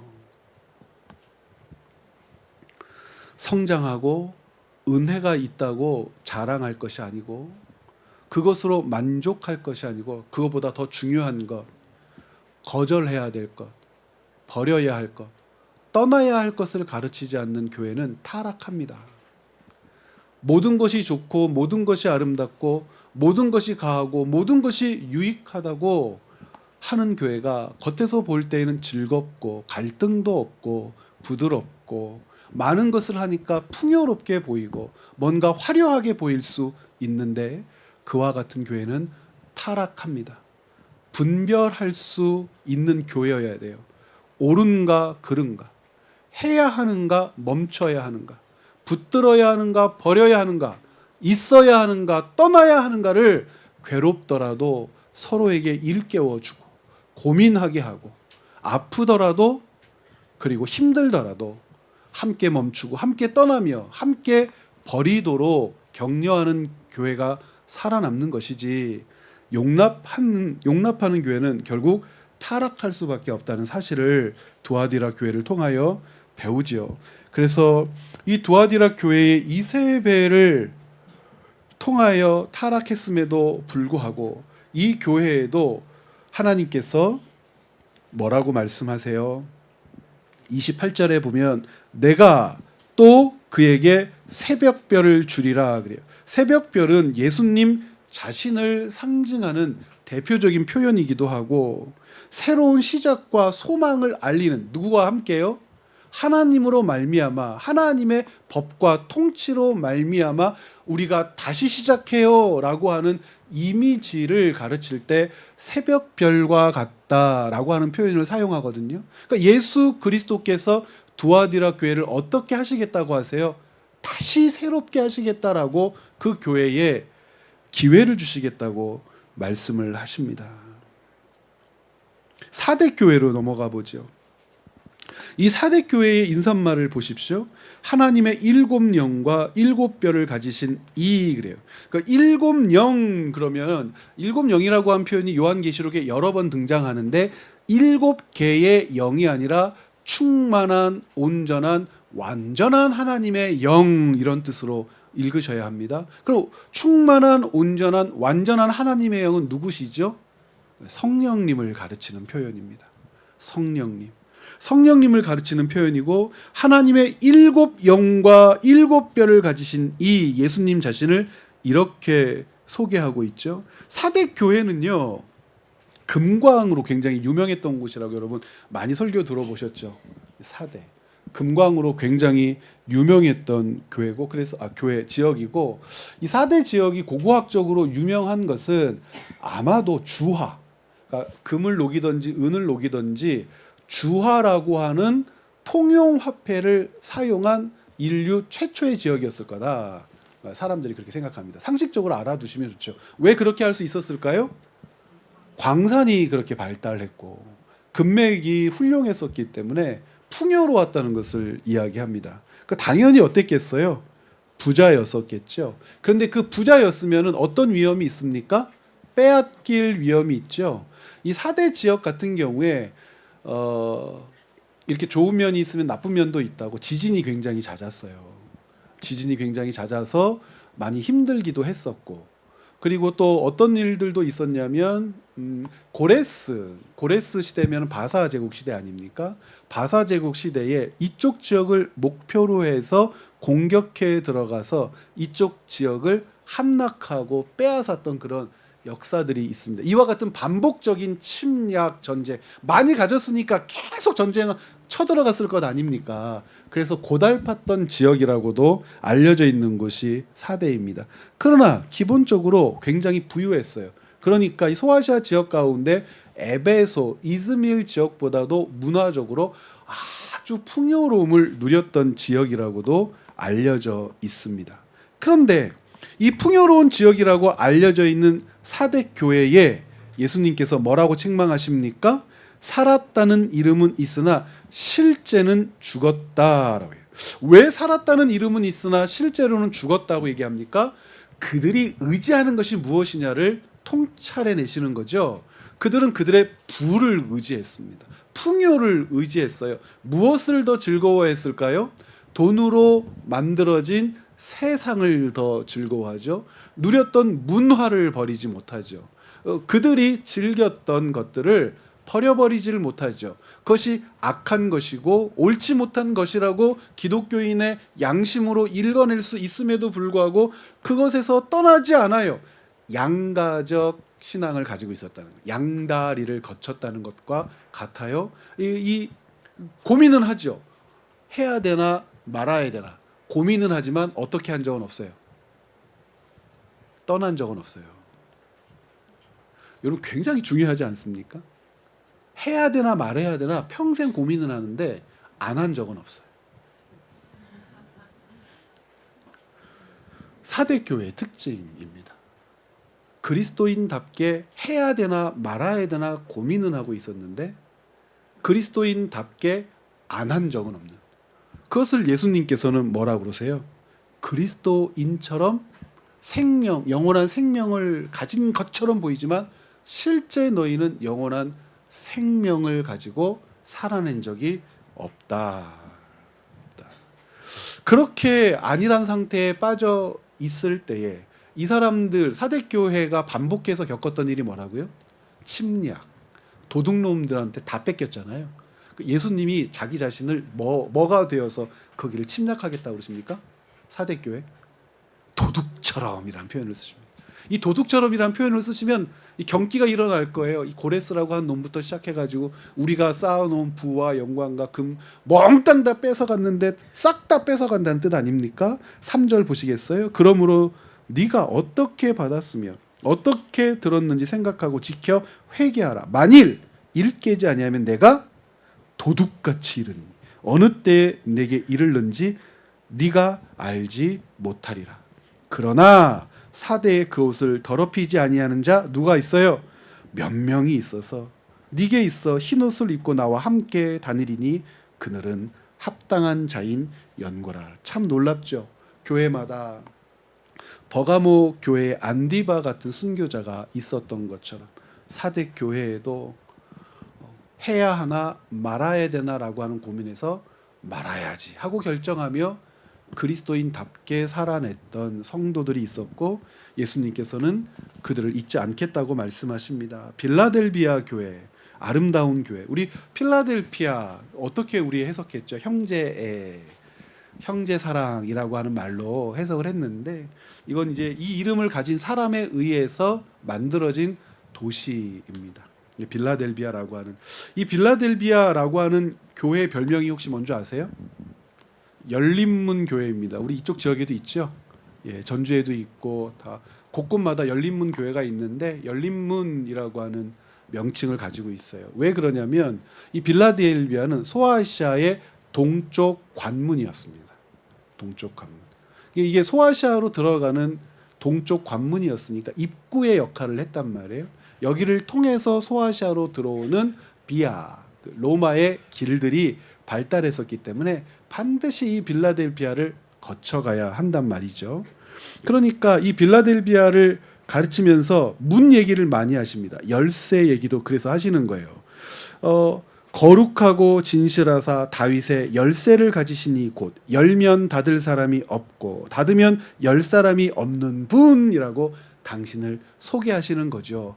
아, 우리 예수님을 통하여 생명으로 들어가는 예수님이 생명의 문이 되시는구나 라고 하는 이 이미지를 너무나 잘 알고 있었을 거예요. 빌라델비아를 통과해서 아시아 지역으로 들어가는, 또 아시아 지역에서 나아가는 그런 통로의 역할을 했었으니까 그렇습니다. 그러면서 8절에 볼지어다 내가 네 앞에 열린 문을 두었다 라고 하는 표현도 그래서 사용하고 있습니다. 이 열린문 역할을 하다 보니까 이 빌라델비아 교회는 어떤 특징이 있었겠습니까? 참 많은 사람들이 왔다 갔다 했을 거예요.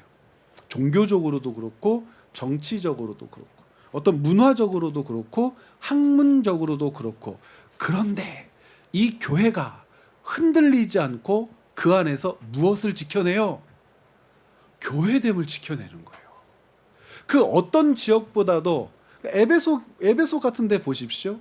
바로 그 밑에 항구 있지 않습니까? 유명한 항구가 있지 않아요? 그렇게 항구 도시를 끼고 있는 지역들은 빨리 타락하거든요. 그리고 문화에 절어서 기독교인의 삶을 저버리기 십상이거든요. 그런데 이 빌라델비아 교회는 동쪽으로 통하는 관문의 역할을 하면서 수많은 사람들이 오고 가는, 수많은 종교들이 오고 가는 그 길목에 있었음에도 불구하고 믿음의 순수함을 지켜내는 교회였단 말입니다. 거룩하고 진실하신 다윗의 열쇠를 가지신 그 생명의 열쇠 되신 예수님을 붙들어내는 교회였다고 얘기합니다. 그리고 10절에 이런 평가를 하죠. 네가 나의 인내의 말씀을 어떻게 해요? 지켰은즉. 인내의 말씀을 지키기가 어렵지요. 세상 풍조, 학문, 거짓 교사, 니골라당뿐만 아니라 니골라당의 할아버지, 온통 이분법적인 이원론적인 세상의 가치들이 이 문을 통하여 소아시아로 쏟아져 들어왔을 텐데, 빌라델비아 교회는 인내의 말씀을 지켰다.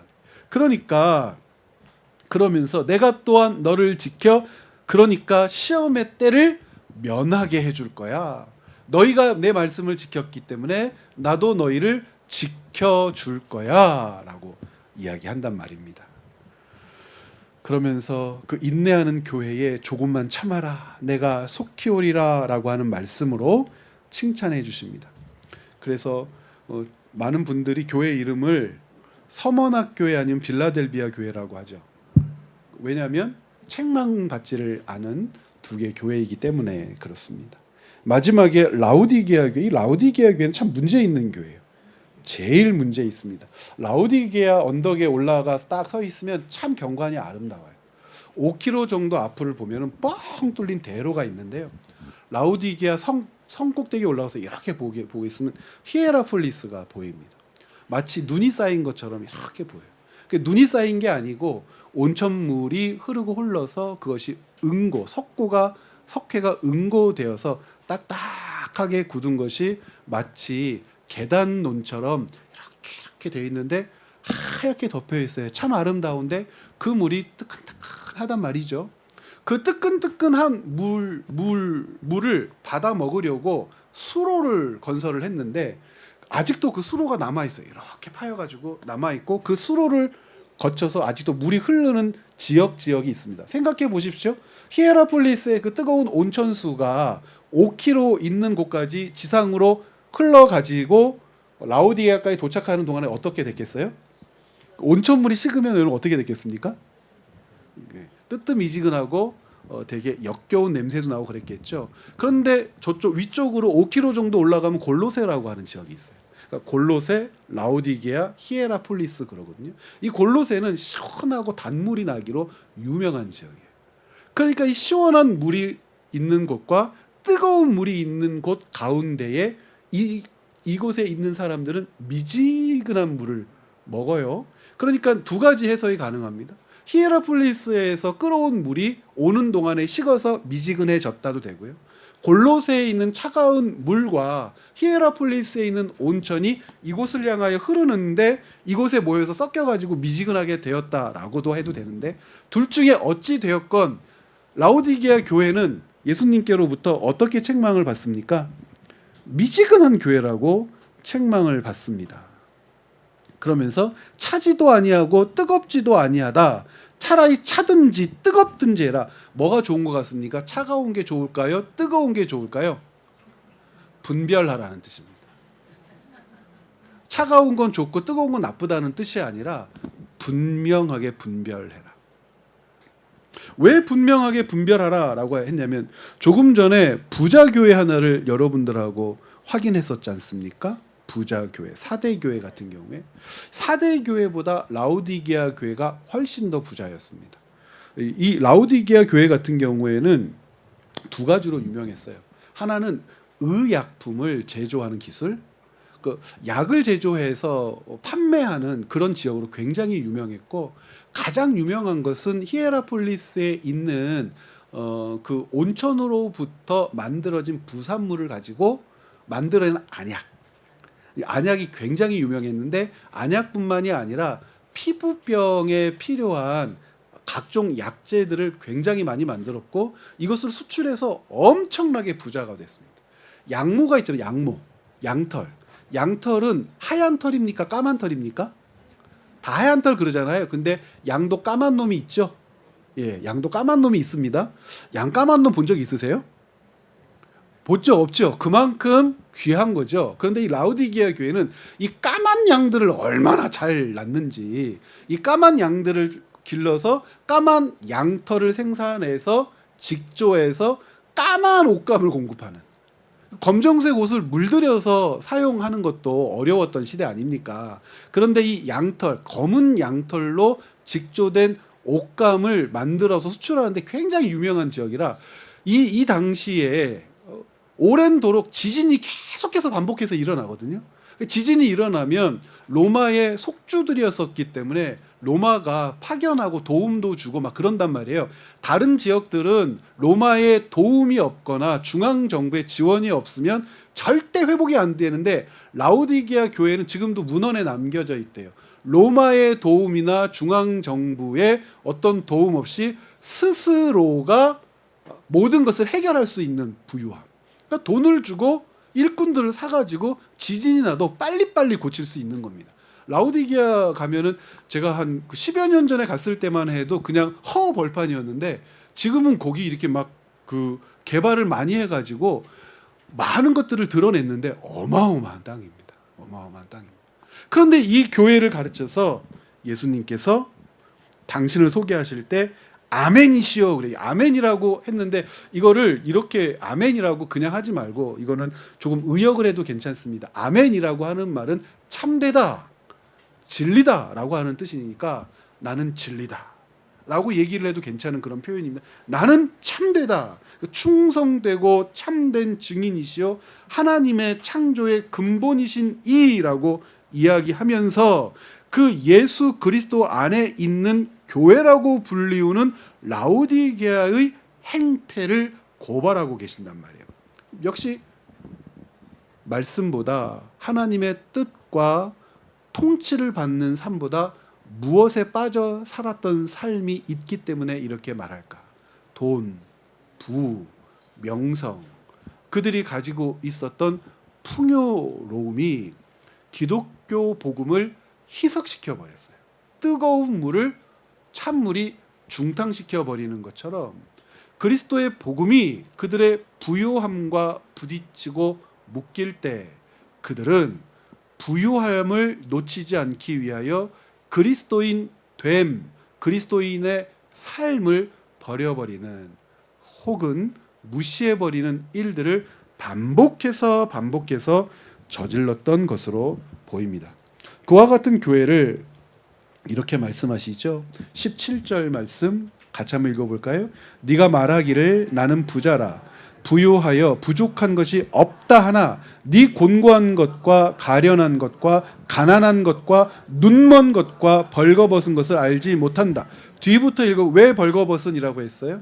검은 털로 직조한 최고의 옷감을 수출하고 그것으로 옷을 해 입으니까 라오디게아에 가면은 싹 다 까만 눈만 보이겠죠. 멋진 옷감으로 옷을 해 입어도 부끄러운 벌거벗은 몸만큼 못하고 눈 멀었다 그래요. 그 좋은 안약을 제조했지만 너희들이 만들어낸 안약이 있어도 영적인 세상, 영적인 원리를 보지 못하므로 너희들은 맹인과 같다 얘기하고요. 그렇게 해서 엄청난 부를 쌓았지만 너희들은 참 가련하고 가난하다. 반대 교회가 있었죠. 가장 가난하나 실제 너희는 부자야 라고 일컬음을 받았던 서머나 교회. 그럼 여러분 우리 금방 생각할 수 있어요. 부라고 하는 것이 하나님의 말씀과 복음에서 나를 떠나게 한다면 그것은 유익합니까? 무익합니까? 절대 유익할 수가 없어요. 명성은요. 유익할 수가 없어요. 명예는요. 유익할 수가 없어요. 남들이 갖지 않은 만들 수 없는 어떤 것을 가졌다는 것이 나로 하여금 하나님 백성, 하나님 나라 자녀라는 정체성을 지키지 못하게 한다면 그게 뭐가 유익하겠어요? 악하고 게으르며 미지근한 놈이라고 책망밖에 더하겠습니까? 그렇게 해서 7개 교회에 이와 같은 편지를 하십니다. 그러면 4장이 어떻게 시작됩니까? 2일 후에 그랬죠. 근데 그 요한계시록에 2일 후에라고 하는 표현이 여러 번 등장하지 않겠습니까? 여러분, 2일 후에는 7개 교회에 편지한 다음에라고 하는 뜻이 아닙니다. 이것은 이제 문예적 표현인데 어떤 표현이냐면 장면의 전환입니다. 장면의 전환. 시간 순서를 이야기하는 것이 아니라 장면의 전환이죠. 몇 페이지를 펴시냐면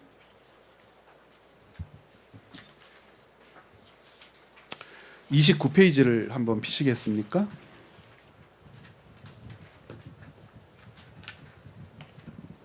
장면이 전환됩니다.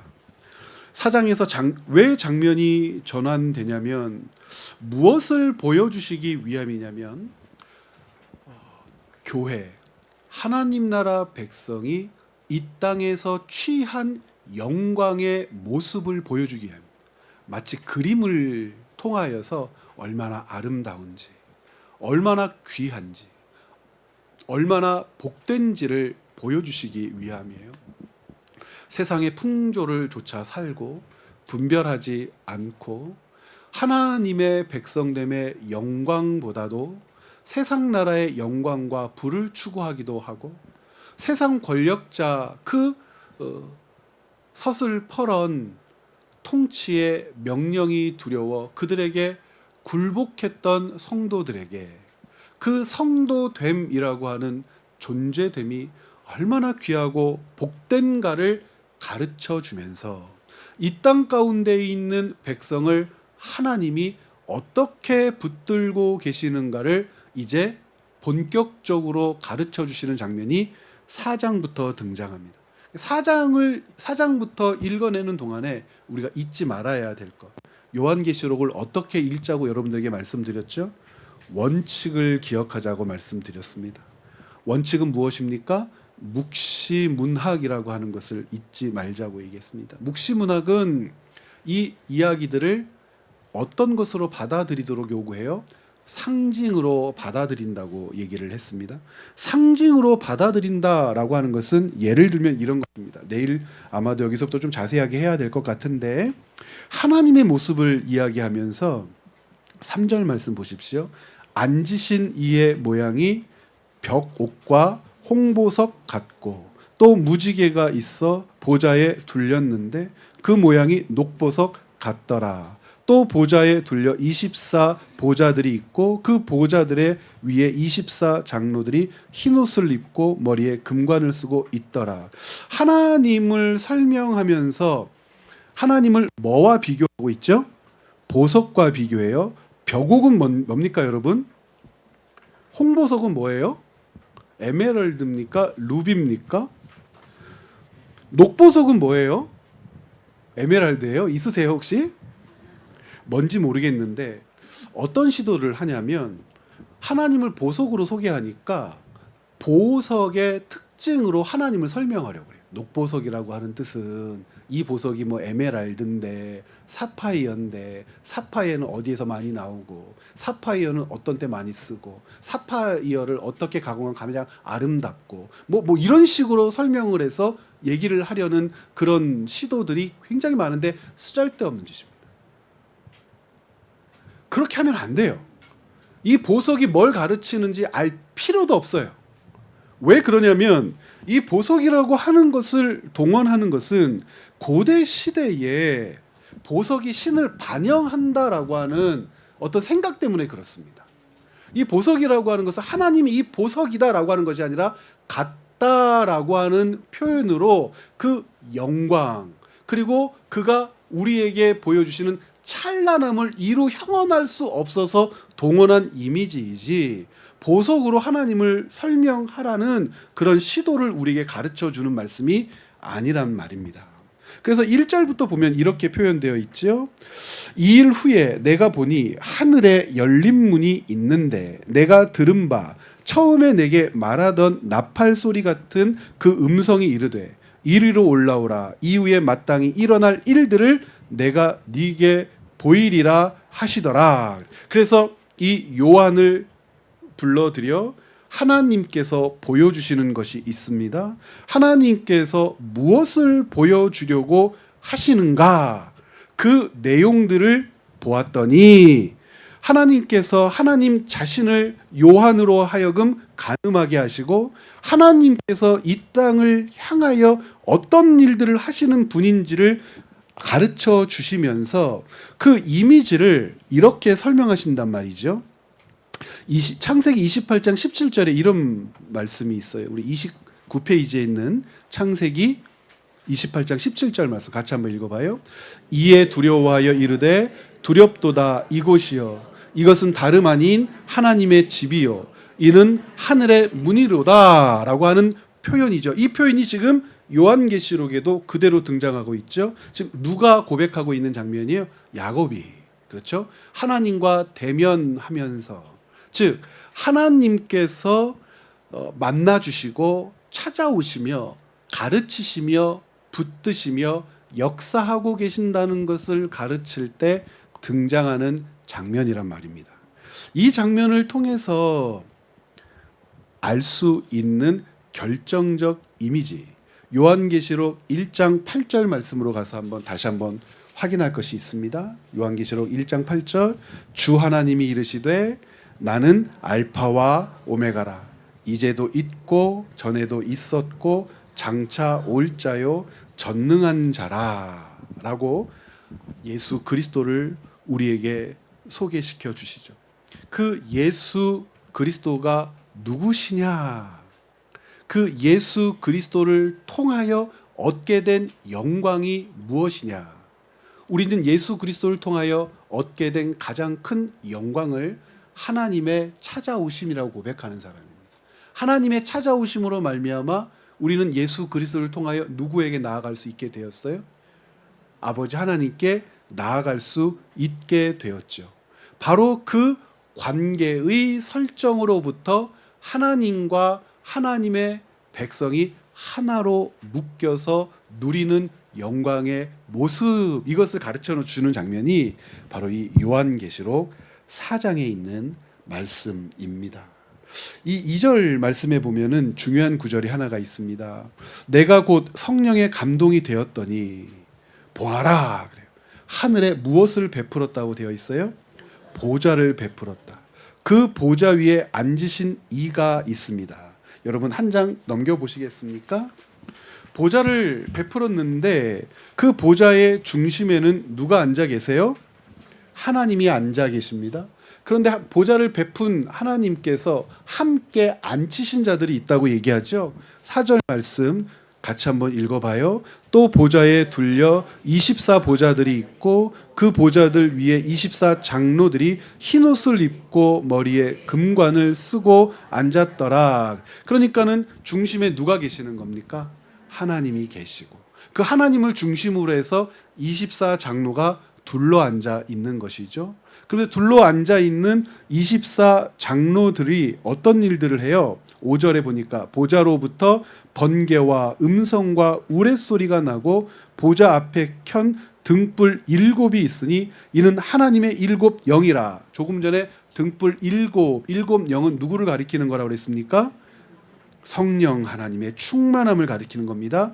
보좌 앞에 수정과 같은 유리바다가 있고 보좌 가운데 보좌 주위에 4 생물이 있는데 앞뒤에 눈들이 가득하더라. 그 첫째 생물은 뭐 같아요? 사자 같고 그 둘째 생물은 송아지 같고 그 셋째 생물은 얼굴이 사람 같고 그 넷째 생물은 날아가는 독수리 같다. 그러면 조금 전에 말씀드렸죠.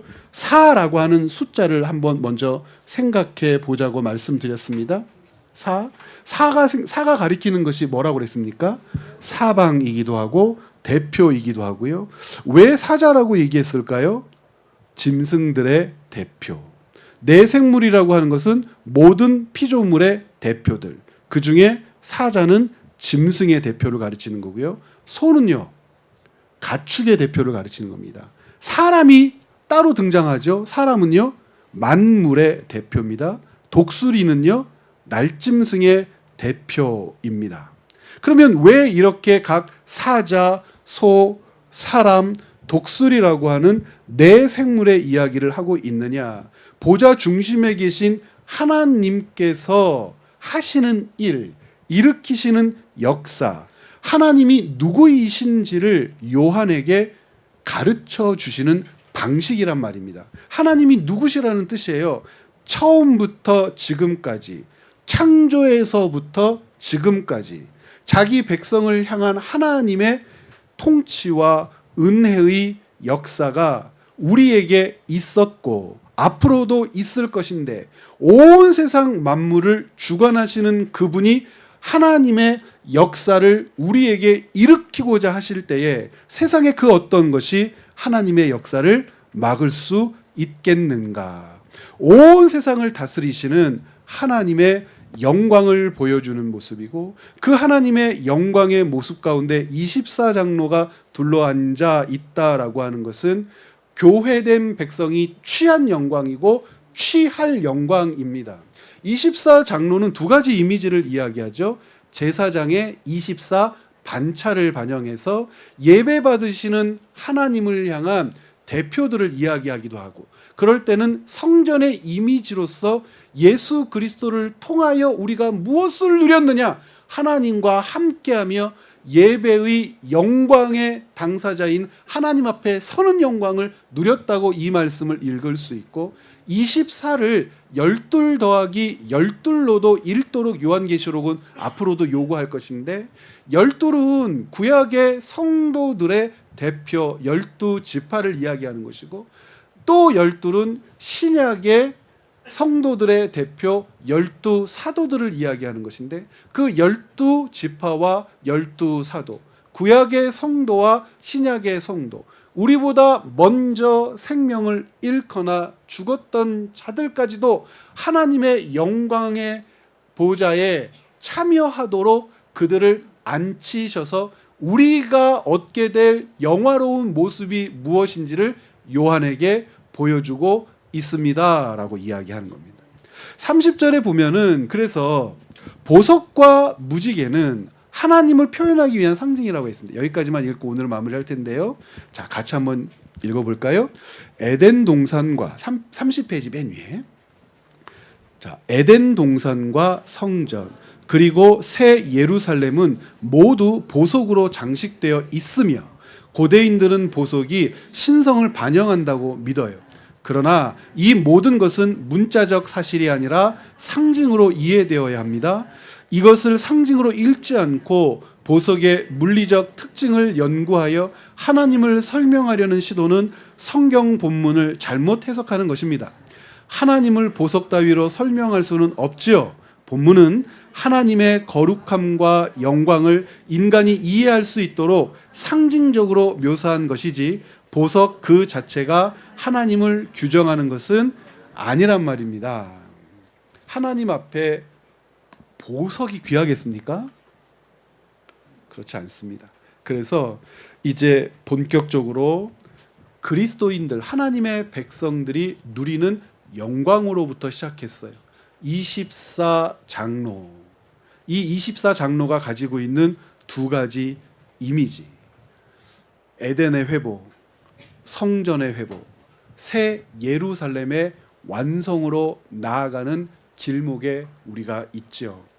잃었던 에덴, 떠났던 에덴, 쫓겨났던 에덴의 영광이 우리 주 예수 그리스도를 통하여 회복될 때 우리는 하나님을 면전에서 배우며 부흥께 영광과 감사와 능력의 찬송을 올려드리게 되고 이미 올려드리고 있고 영원히 올려드리게 될 날들이 우리에게 예비되었다. 그 예비된 영광의 삶을 붙드는 것이 옳으냐? 아니면 세상의 영광과 세상의 통치자에게 굴복하여 영원한 영광을 잃는 어리석은 삶을 사는 것이 옳으냐라고 질문하면서 이 요한계시록의 본문 5장이 시작됩니다. 그래서 이 4장에 있는 이미지들과 상징들을 근거로 해서 5장부터 인을 떼신다는 것이 무엇이고 누가 인을 떼는 건가? 신천지에서는 이만희만이 인을 떼는 유일한 존재라고 얘기했는데 오직 예수 그리스도만 인을 떼시는 분이라고 말씀하고 그 인이 무엇인지에 대해서 이제 우리 내일 함께 모여서 좀 빠르게 내일은 진행할 수 있도록 그렇게 하겠습니다. 오늘은 2분이 초과가 됐는데 용서해 주시고요. 늦은 저녁 조심해서 돌아가시고 내일 뵙도록 하겠습니다. 수고 많이 하셨습니다.